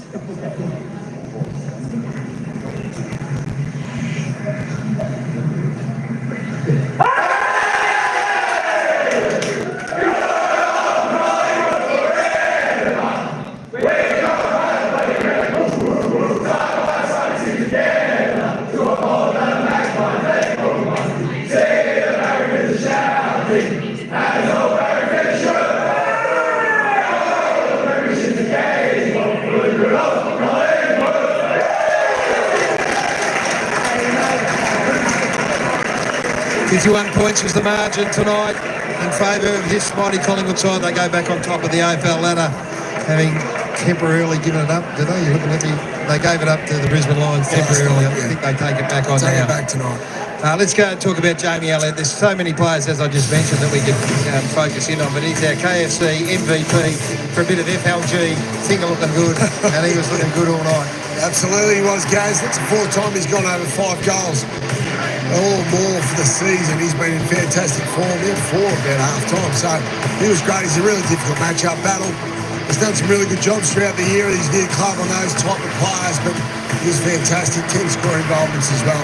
A bit of old school full forward in him at that particular play there. When you are moving the ball as well as Collingwood were, and you're holding it in your pressure, and the turnovers through the midfield are so strong, you can afford to have a deeper forward who actually plays out of the goal square, and that's what Jamie Elliott does. And Josh Battle or anyone else that has to defend that, they have never been in that position. It's not often that you actually have to defend a lead-up full forward from the goal square. So good to see. Well, I think that's the point. Like, how many times do you see a smaller forward camp deep and call the ball on his head? He played. I mean, this side across the board played to their strengths, and I think we talk about plug and play and players being able to come in and leave and still be really good contributors. He plays to his strengths. He got them on the lead. He read the ball perfectly further up the field. He created space for himself, and some of the finishing out here was outstanding. Yeah, so whether it's by design or not, but they've hit on a forward mix that serves nearly every purpose. So Elliott can play that role. Myercheck, who we love and would highlight every single week, and we'll highlight him again here, plays his role. Membry's come in and plays another role. Hoskin Elliott had, Sicily there for a little while, not as a defensive, but he goes in, and then you've got all these smalls running around. It's a joy. Absolutely. The joy to play forward at the moment. The way they spread them out tonight was fantastic. So Myercheck we're focusing on here, but he was the beneficiary of that. So yes, he contributed to the defensive side, but they spread the Hawks wide, Gaz, and so they were able to attack with really good looks inside 50 when they did go in there. So as a forward, that's all you want, Gaz, don't you? You want those one-on-one opportunities, and obviously the opportunities to lead up and get those clean entries as well. And he's good enough to go back and kick the goals when he got the opportunities. But well, one thing that has been missed, and a couple of things have been debunked, Myercheck's probably just seen as a big forward. He's played the role as well as any in the modern day, but he's an undersized key forward. Outside of that, the next is Membry, who at best is a third tall forward. You're rucking Frampton, your second ruck's coming out of fullback. So, I mean, these are a couple of tactics here that have been debunked, and the way to set up your team, and it's optimising each of the individual strengths. That's a really good point, and digressing a bit, but so your forward line then challenges defences. So Essendon last night, I'm looking at them, I thought their defence was much better than it has been, because by necessity, Mackay goes out and they lose a bit of the... Opposition teams don't have that many big tall forwards for them to play on. And so this is a modern day forward line that is working beautifully, and the rest of the team falls in behind it. So the scores from turnovers, something we always keep an eye on, and they just blasted Hawthorn off the park from that point of view, which suggests that their game's in such good order. They're turning it over in the right part of the ground, and they've been the number one team scoring from this back half for a while. And with this pressure, when you bring this pressure, and we'll talk about this in a moment, it is infectious. Jason said it, they look like they try and outdo each other in the forward half the season, late tackles. It just builds and builds and builds. 71 points from intercepts. It was pretty impressive. That scoring early on, Gaz, those forward half turnovers which we've seen, or forward 50 turnovers. But they turned the ball over anywhere on the ground and then went back and scored. 6-3 from front half, 5-2 from back half. There's some UE full-time highlights right there. I mean, if you look at the first quarter, the signs were there early in terms of what Hawthorn wanted to do. They wanted to get Collingwood on the 45. Now, they got through on a few occasions and got some reward for that, but try and do that for 4 quarters against the side who is really good in the turnover game is really hard. And I think, if you look at the Collingwood side, big, massive tick, but Hawthorn didn't necessarily try and challenge him in different ways. But they just... Were they allowed to, though? Because early on we saw with the Hawks, they tried to switch and they went for their kicks, but it feels as if as the game wore on, they just got stifled. Yeah, but I think then that's the ability to try and change the way. But Collingwood, they just keep tempting you, and I think that's the carrot where you try and look from an offensive point of view to try and keep going through the middle of the ground, and they just punish them. Right, well, let's go down into the Collingwood rooms. I think it'd be a pretty good place to be. And Isaac Quaynor played an outstanding game tonight in amongst about 5 or 6 other mates in that back half. Isaac, congratulations. It was a magnificent night for the Pies. Indeed it was. It was an incredible 4-quarter effort. We just played to our strengths throughout the whole time, and a lot of our boys played incredible roles, so it was good to see. You look like you haven't played, Isaac. God help me, man. You wouldn't blow a candle out, Brownie. He's looking magnificent. That back half, you're so tight. You're stuck together now for a while. Billy Frampton back in there, hasn't missed a beat. You must be pretty happy with the way it's all working. Definitely. I think we're just defending the ground so strongly. I think it's a credit to also our midfield as well. We're connecting so well, but I'm just loving the way that our big boys are controlling the air, and then us little fellas on the ground are just controlling that and trying to bring our strengths and then bouncing off the back of that and getting aggressive and making teams pay. Yeah, Isaac, I think congratulations on the win and your performance. I thought that was as powerful as I've seen you for a while. You run off the back, either unrewarded or rewarded. It just seemed to create space for so many of your teammates. Did you feel like you're on top of the ground tonight? Looked to me like you could have played another couple of quarters. I was feeling good. I've been kind of changed my pre-game routine a little bit the last few weeks and eating some more pasta and carving up a little bit more, and I'm actually feeling really good. So I don't know if that plays a role, but to be honest, we're a pretty fit group down there, and we're running really strong patterns, and we're getting rewarded tonight. And your pressure was amazing. Like last week, Bucks and myself did the game against North Melbourne. It was pretty ordinary in the first half, but in post-game, you spoke about when you really ramped that up from halftime onwards, put North Melbourne under pressure, and you just kept that going that whole night tonight. Yeah, definitely. I think our pressure's always our one word, and teams know that, and it was just an incredible effort to be able to bring that against the Hawks, who we knew wanted to keep the ball off us. It was their tactic last year, and it was just really good to see the ball in live play and continue to bring the pressure off the back of it. Isaac, just take us into your mind when you see, especially in the first quarter, Hawthorn trying to pick off that ball in the middle. As soon as there is a turnover, are you encouraged to then take off and really challenge the forwards? Yeah, definitely. I think part of our thing is our defense and offense complement each other really well. So when we're in good defensive positions, we'll often be in perfect spots to be able to exploit them on offense. So yeah, definitely. As soon as I see that ball turn over, I'm trying to explode out first few steps and use my power and speed to kind of hurt them on the offense. You've got us all stunned here. Craig Kelly just keeps walking across the background. Like I know. He wants his camera time. He does want his camera time. I think there's something going. He's the CEO. He's doing a good enough job. Just stay out of it. Worry about the players. Isaac, you mentioned about the big boys and the role that they're playing. Billy Frampton's been enormous in that role. He seems to have taken scalps consistently over the last 5 or 6 weeks. He came into the side late to play a role and became a premiership player, but he's earned that position for himself right now. Definitely, and it's a credit to the amount of work that he's put in, especially over the off-season, pre-season. He was dominating the air. He's as strong as I've ever seen him, and I'm calling him the giant slayer at the moment at training, and he's not minding it. He walks around with his chest out, so he's in some great form, and it's making us a better team. As we let you go, mate, what about the vibe in that room? We just got a big wide shot there. They got it's stacked, and everyone's laughing and happy. It must be a good place to be. Indeed, it is. It's plenty of family, plenty of friends, so I'm keen to get back and say good day to a few. All right, get in there and have a squirt of some perfume or aftershave, whatever it is you got going, and enjoy the night. Thanks. There's Isaac Quaynor, who's playing beautifully. Right, I want to get into these tackle numbers because I don't think I've seen a team tackle as well as that for a long, long time, and it's reflected on the way how bad Hawthorn were. But it's just once the ball got in that forward half, they went crazy.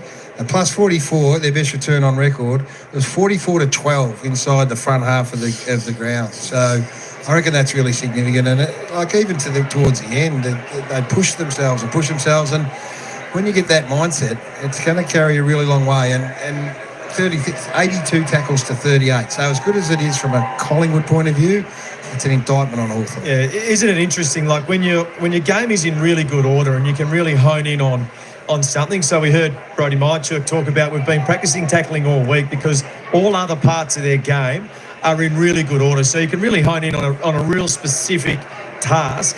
And those numbers are off the chart. So you're right. You give absolute credit to to Collingwood, but Hawthorn, left wanting again. All right, let's get back down to the Collingwood rooms. The coach, Craig McRae, with Jared Waitley. Jared. Gaz, thank you. Craig, how complete a performance was that to your eye? Yeah, really pleasing. I was just saying to a few of the guys on the bench late in the game, I just thought it was such a mature performance. To keep them to a couple of goals in the second half and the way we defended the ground. But then still had the ability to just control the tempo of the game at times. And we hand that stuff over to them, but they're really proud of them right now. Yeah, so you watch, and it's interesting to see what modes they choose at various stages. Yeah, we set it all up, how we want the game to look at certain times, and hand the keys over and let them control it where they see fit. How significantly do you think you're able to disarm Hawthorn's weapons? Yeah, well, we went in the game wanting to. They're so good with their ball movement, and the last couple of times we played them has really hurt us. And we've done a lot of work on a defensive system. I think tonight sort of shows how much work we've done and how far we've come in that part of our game. We marvelled at all different aspects of the game, the forward half tackling, the turnovers. Well, what are the areas that most pleased you? I'm going to stay on the defensive side, to keep them to 55 points, I think, maybe roughly around that. Didn't go in the last quarter when they're going to have to take a bit more risk. I'll stay on the defensive side of the game.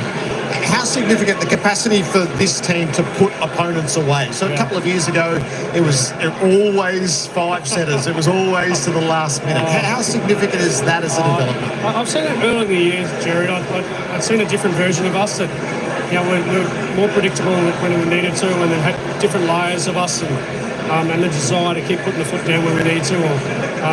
There was a little tripping tap sort of approach to it early in the year. I said, this is a different version of us. And tonight again, that was on show. And your forward mix, so Jamie Elliott's kicking goals like he really has never done before, and Brody Myercheck, and you've got Bobby Hill. What do you make of your forward mix? Yeah, look, we'd like to think that previously we didn't need a guy to kick 4 or 5 goals. This just hasn't been our pattern, but the way we're setting up our systems, Jamie's getting a lot of great looks, particularly off fast turnovers. He's almighty hard to play on at the moment. He is, so I think it's already his 4th best season, and he's only 12 games in, so there's a bit of an elixir of life for a few of your folks, isn't there? Yeah, and look at us last year. We had a lot of guys in and out, 5 or 6 weeks out, and Jamie hasn't had the consistency to be able to play a full tenure of a season, so had a great pre-season. He's now in the leadership group too, which has seen a whole different responsibility and a whole different version of growing. We're right for it. Lockie Schultz, hamstring? Yeah, it's a small hamstring at the moment. We'll have to get scans. He did one in training only 5 or 6 weeks ago, so we'll have to see how that goes. Can't get a run at it, can he? No, he started the season so well and had a couple of slight hiccups, but again tonight you see how important it is in certain times. He just never gives up, so ideally he's not out for too long. How's Pat Lipinski? Early stages, I haven't seen him as yet, but they're ruled out with concussion, so obviously he goes through the protocol and however long that is. Yeah. Do you have misgivings about the hit from Lloyd Bank? Sorry, I missed that. Do you have misgivings about the collision from Lloyd Bank?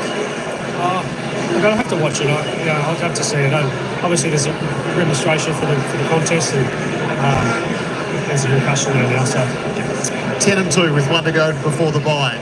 Couldn't be a much better place, could you? No, it's a nice place to live, and on a Friday night makes Saturday and the red wine replay really nice tonight. Good on you, Craig. The red wine replay. Do you used to have that, Bucks? More gin and ginger beer for me, mate. Gin and ginger beer. Oh, you bogan. Adelaide bogan. I'll let you know what the recipe is. Their defensive numbers. Through the roof. Yes. 104 points to Geelong, to GWS in that round 0, and then 90 to Geelong in their 2 losses. Outside of that, it's like 56, 63, 68, 83 to Freo, and they had to get over that. 66, 53, 46 against Carlton, 45 against Port. They just disarm offensive. And if you can't kick a winning score against them, you can't beat them. They're doing it so well. So this is what happened early in the game. They were able to get through. They were able to square this up and find the 45. But in the end, they lull you into the side of the ground, get you to kick where they want you to kick. and it's just good luck trying to get through. Now, they got through a couple of times in the second quarter from long down the lines, but as the game went on, it just became a bigger trap. I think this is the challenge for sides. So you look at that defensive setup, and then you try and overload the open side, so to try and give yourself the switch. So effectively you're running 2 to 3 players down on the skinny side. So your switch is cut off. You're forced to go down the line to an uneven contest, which allows Collingwood to use the numbers and come back through. So I think sides really need to think about the way that they set up and nearly go, we cannot switch the ball against this side. We just need to go one-on-one down the skinny side of the ground and just compete to give ourselves a chance. That's why Brisbane, previous to Collingwood been last couple of times, but previous to that, Brisbane had a really good run against them because they essentially just played long down the line. Yep. Which is how Geelong beat them 5 weeks ago. Yeah. This is...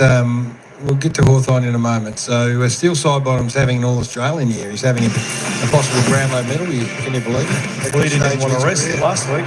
So this is a luxury they're having. But, I mean, you said it as the game was unfolding. He just does special stuff. And at this age, to be still looking zippy across the ground, never loses his feet, makes really good contest decisions, and certainly the ability to set his teammates into space has always been elite, but he's never wasted possession. Yeah, my comment was around how in your era through premierships and yours, Brownie, the Indigenous players and the expression that they bring to the game and the way that they can handle time and space, they're tough, and that's what the Indigenous players have always done. I've always seen Steele as having an Indigenous mentality with the way that he's played the game. He loves it, he enjoys it, he's got a smile on his face, he can go left and right foot, he's tough, he's hard, he uses the ball in an exquisite manner, and I'd nearly put the Dacos boys in the same category. So when you've got that sort of expression and ability to sort of create and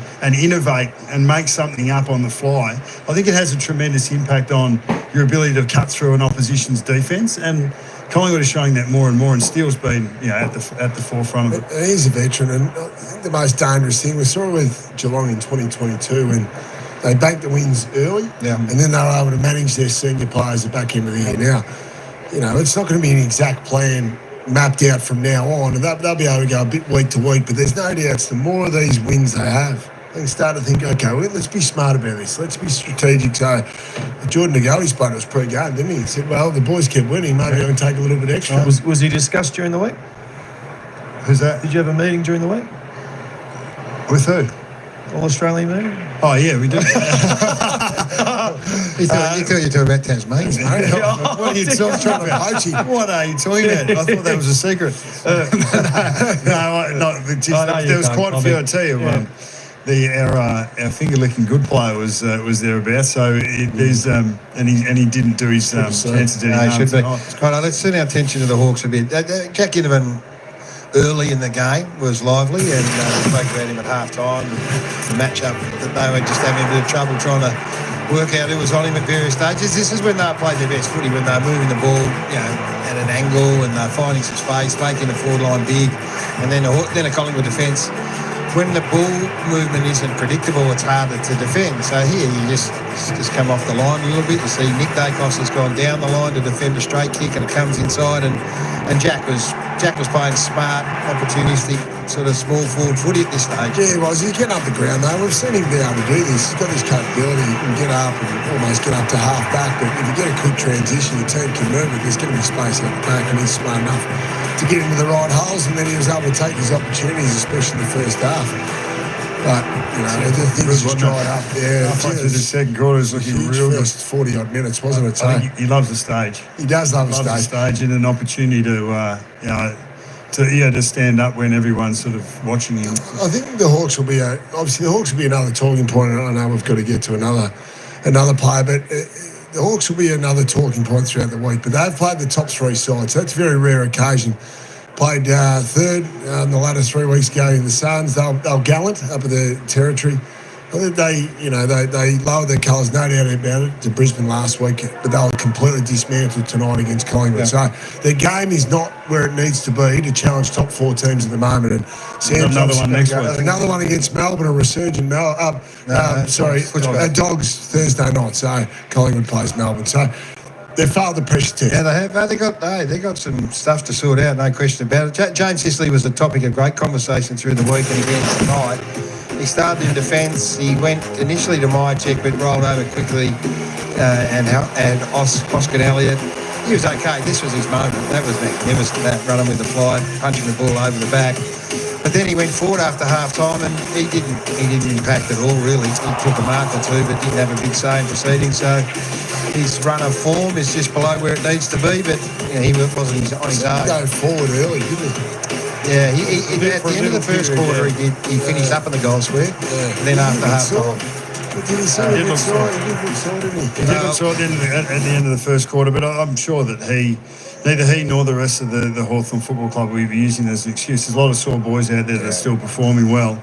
He's been speculated on heavily. It won't go away until your form turns. I wouldn't have liked to be a defender tonight though. In the Hawthorn defence, like the way that Collingwood were able to turn the ball over and then go back through transition to a really vacant forward line, that would have been tough. Yep. Really tough. And you wouldn't have had much peace with the amount of pressure that was coming through there. It is a difficult situation though. We've been skippers here, and if you're going through your own form, but it's really challenging, isn't it? No, 100%. And I guess you got to work out what he's going to be. Like, you think that's a real problem? Well, I speculated pre-game whether he goes to Elliott, right? So whether that's a matchup. If you go to the skipper and say, okay, defend Jamie Elliott, like it's a tough ask. They went to Josh Battle. Now, is Josh Battle more athletic than James Sicily? Not if he's not carrying an injury, which they tell us he's not. And Elliott kicks 5, Sicily has no impact. So I don't know whether he's just got to make a decision whether he goes back to defend just one-on-one and use that as a starting point. But as I said, he's not on his own. There's a few players out of form tonight. Now, there's a couple of interesting ones. Let's go to Johnny Ralph from an injury point of view. So, Ralphie, the Magpies going to be down a couple, and then we'll get to Big Lloyd Meek.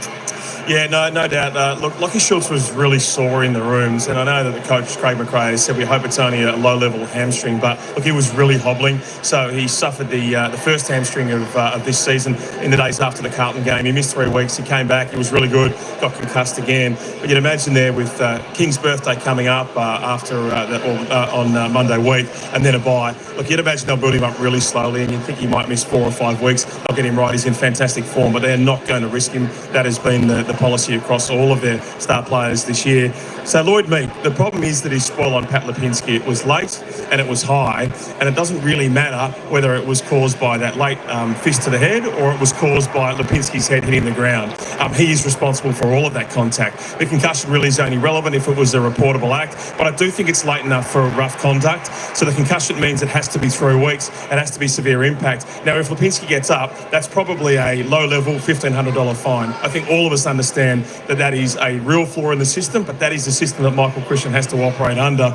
So I think he's in strife there, guys, even though, Bucks, you in particular, have talked about an outcome-based system. It's only relevant if it is a reportable impact, but I think it is, and then the second part of the system kicks in. It's really unfortunate, but I think that's what's going to happen.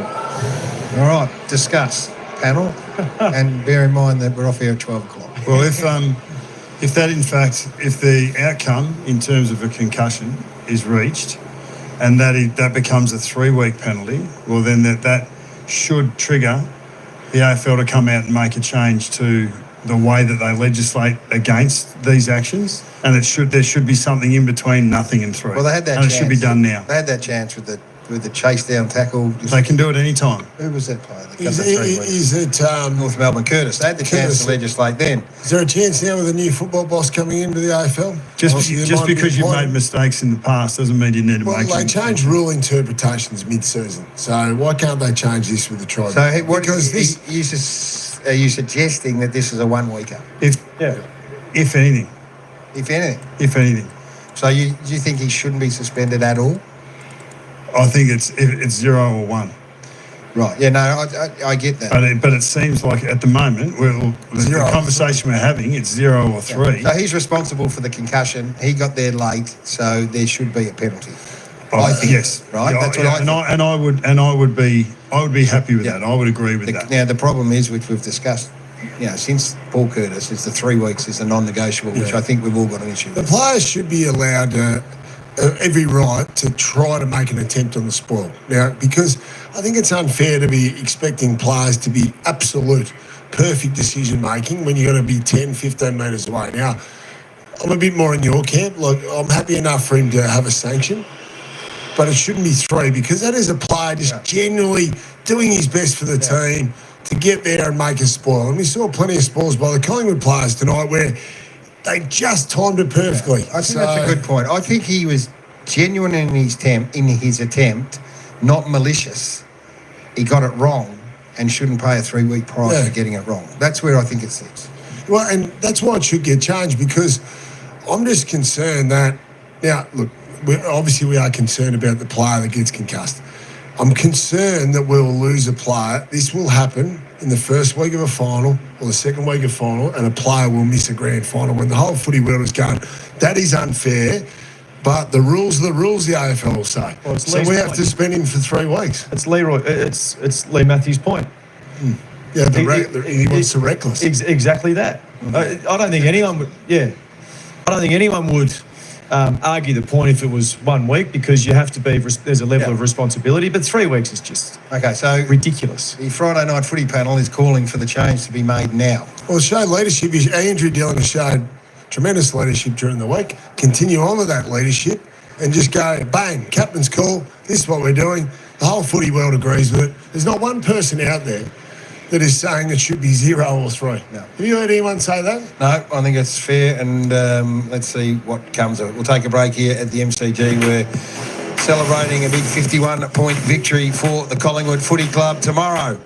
Gold Coast, can they continue on their winning ways? Fremantle have found a bit of form. This is a nice way to start Super Saturday. All right, there we go, game, set, match. The Magpies 16-11-107 defeating the Hawks 88-56. That's right. The Hawks were kept goalless in that final term, just kicking the 3 behinds. Of course, the Magpies, well, they keep pressing, but they just put on the 2 goals, 16-11, kicking nice and accurate. I think it was just in that third term and they put on 6 behinds. Fantastic. Hey, Mason, there you go, and welcome in. JS, the Bulldogs will crunch the Hawks next week. Look, there's a good chance, but I tell you what, they'll certainly be asking their questions of the Hawks if that happens to them. But I tell you what, the Dogs are in scintillating form, so I wouldn't want to be the Hawks next week playing the Dogs. That being said, Hawthorn put some patches together that look pretty good, but they just couldn't hold the strength of the Magpies. And I think, that's what the Dogs are going to do next week.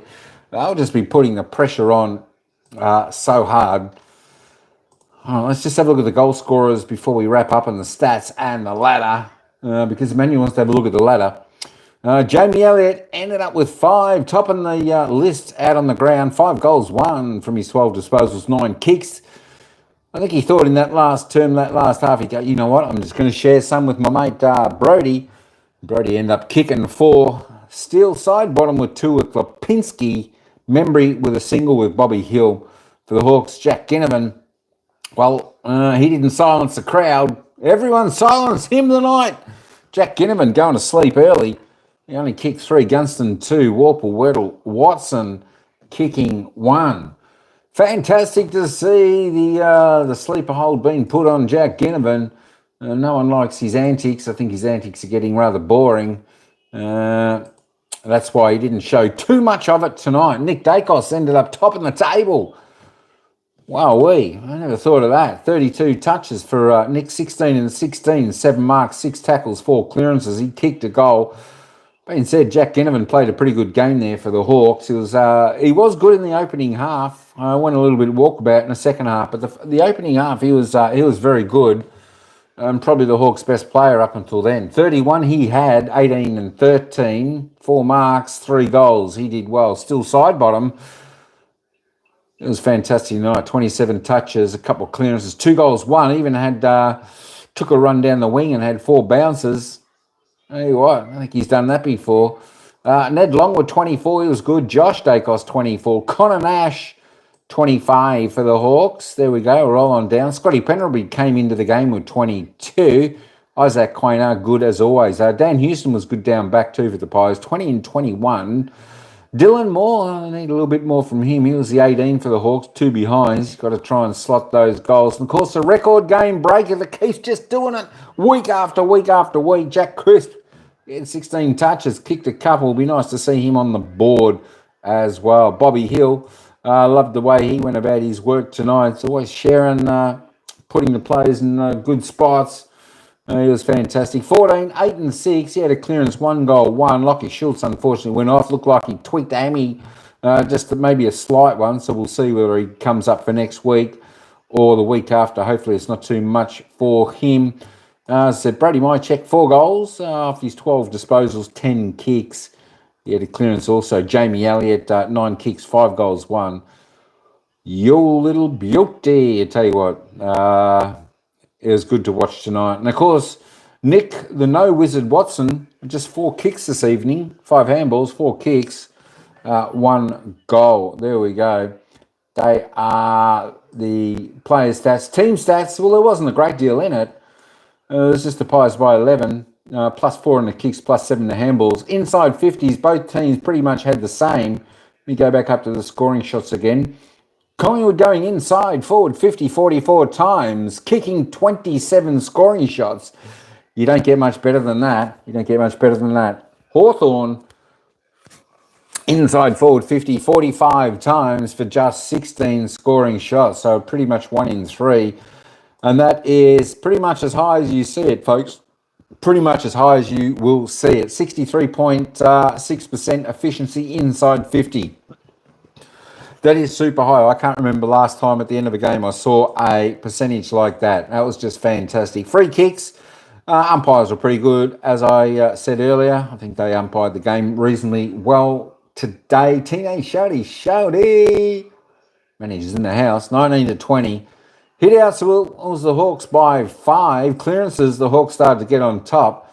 30 to 40, plus 10 there. Plus 5 in the centre clearances and plus 5 in the stoppages. Contested possessions, uncontested, not a great deal in that there, just the 12 and the 17. Turnovers, Magpies didn't turn the ball over that much, 48, season average 60, so they were well under. And of course, Hawks were just 2 under their season average. Marks, not a great deal in the marks, just 10 or 11 there. Marks inside 50. Hawks got it a little bit. Pies well above their average, so they were delivering the ball well to the forwards, which is good to see. Contested marks, Hawks a little bit better in the air. 9 to 3, looking at the tackles, and they were talking about this a little bit before. There you go, Magpies, 82 tackles. The pressure rating was off the charts. Of course, 20 above average, and of course, Hawthorn, 38. Well, you should be getting that 10 minutes into the third term. 60 their average, that well under. Tackles inside 50, Hawthorn, a lot to be desired there, just the 4. Collingwood, 13, fantastic, well done. Hey, let's go and check out this ladder. Let me reload the ladder up and that'll be up. There it is, folks. There it is. That is what we've all been waiting for.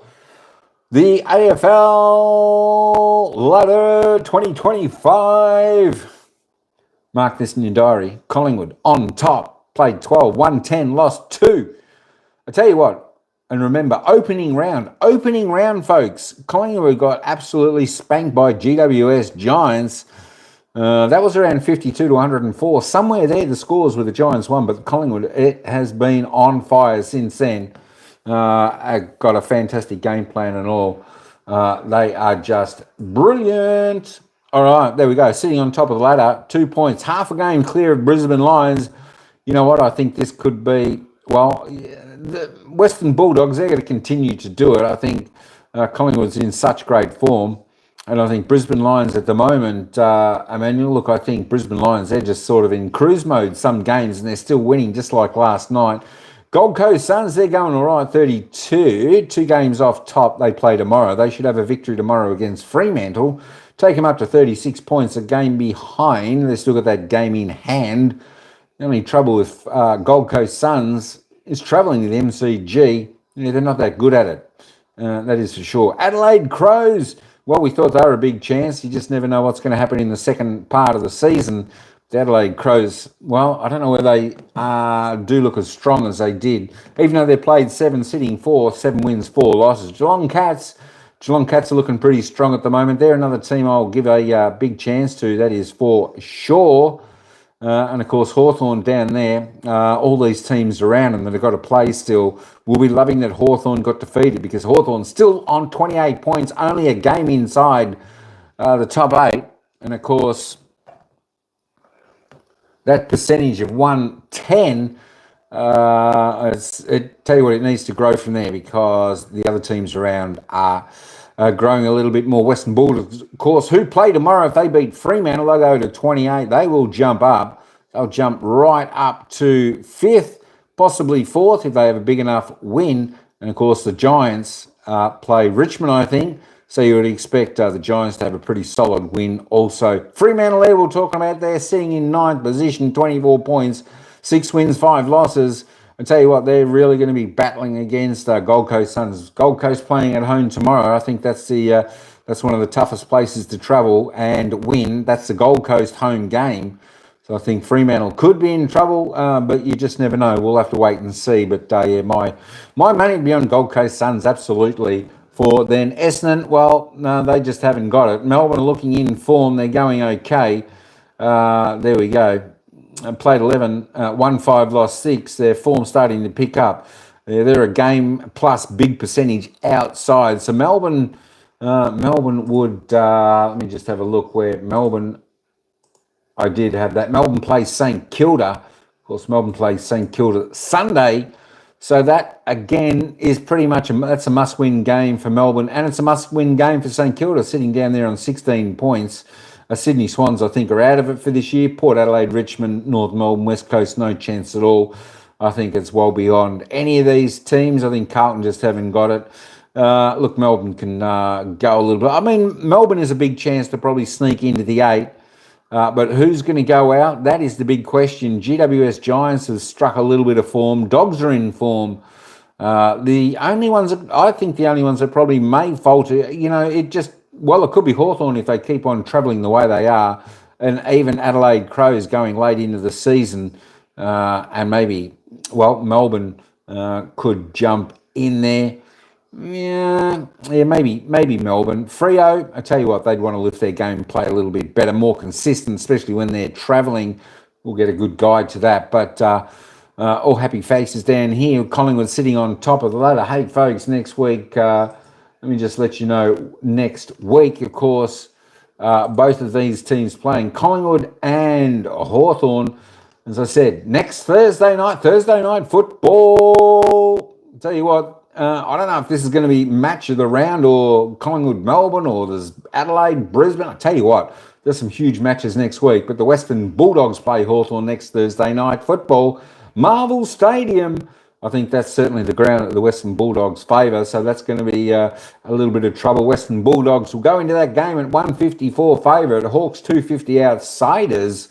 That's going to be a tough ask for Hawthorn, but you never know. That's going to be an absolute ring-a-ding-ding game. And, of course, Collingwood next Monday, I think that's King's birthday. MCG, they'll play Melbourne. That's Monday week, so they've got a good 7 or 8 days before they play Melbourne.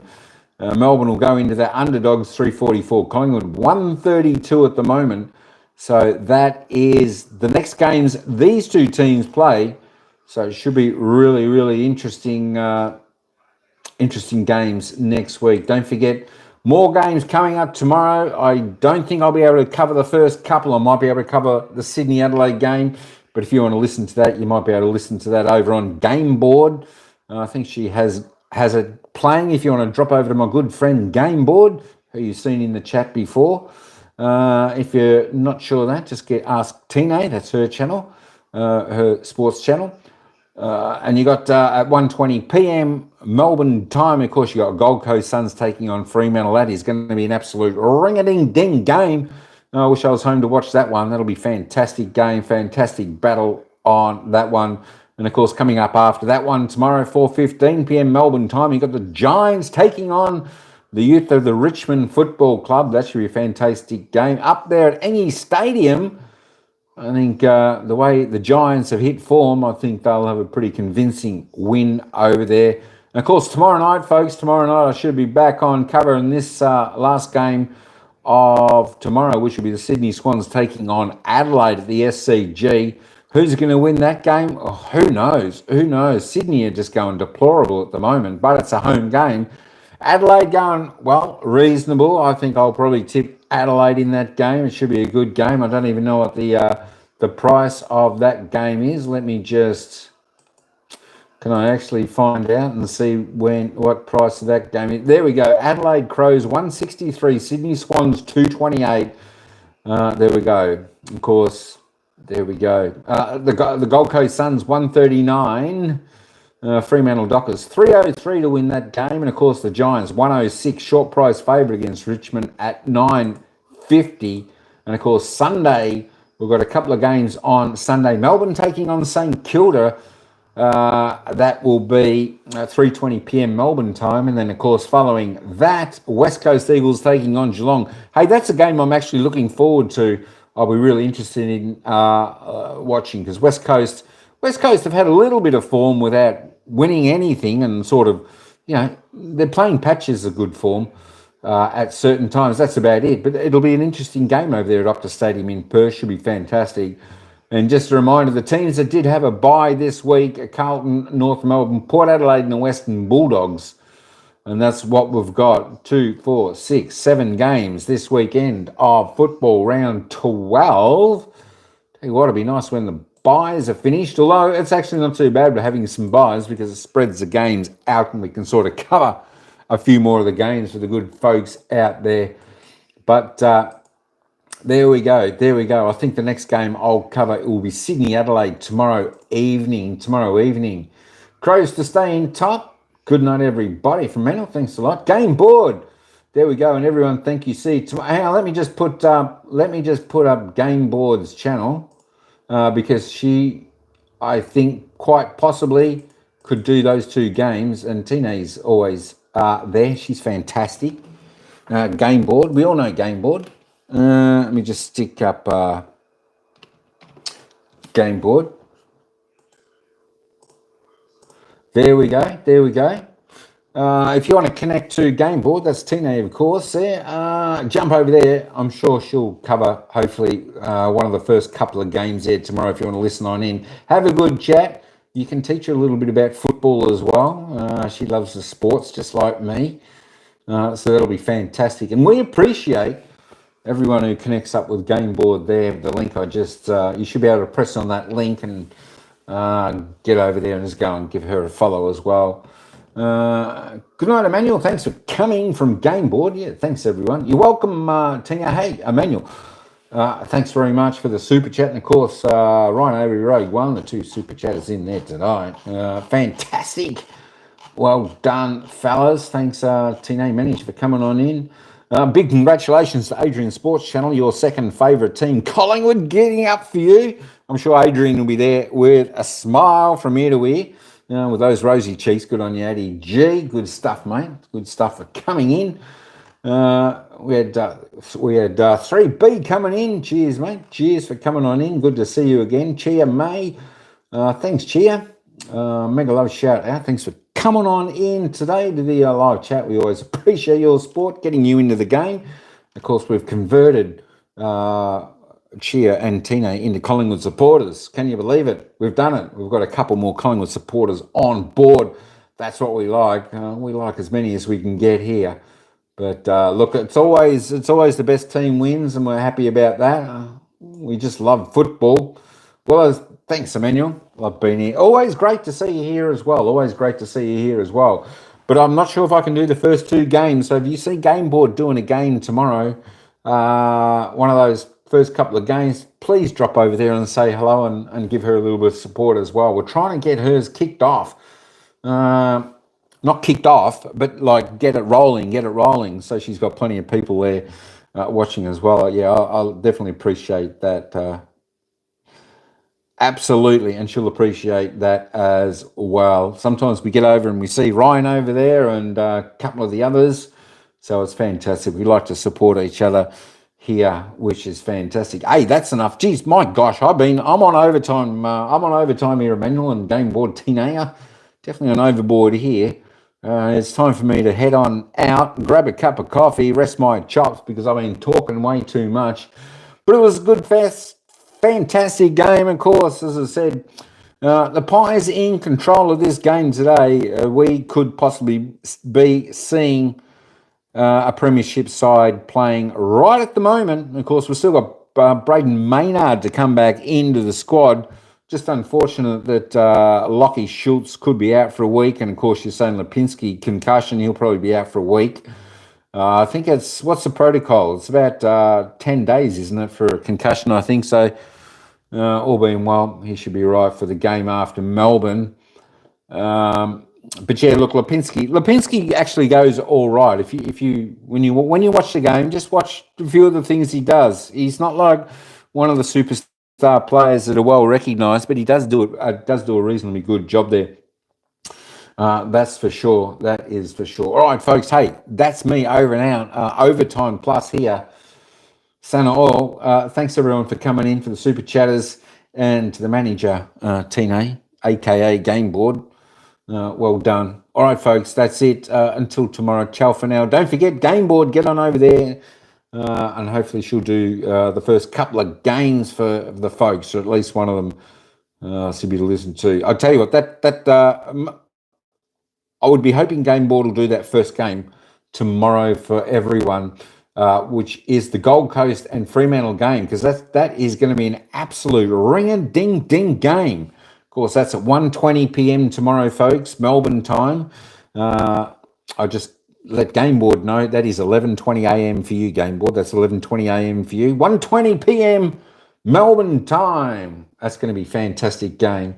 And, of course, GWS Giants and Richmond after that. And then we hopefully should be back for the Sydney-Adelaide game. There we go. It just depends what time. I've got to head on into the city, I think, tomorrow. So we'll catch everyone next time, later on. Ciao for now. Thanks, everyone. We'll see you at the next game.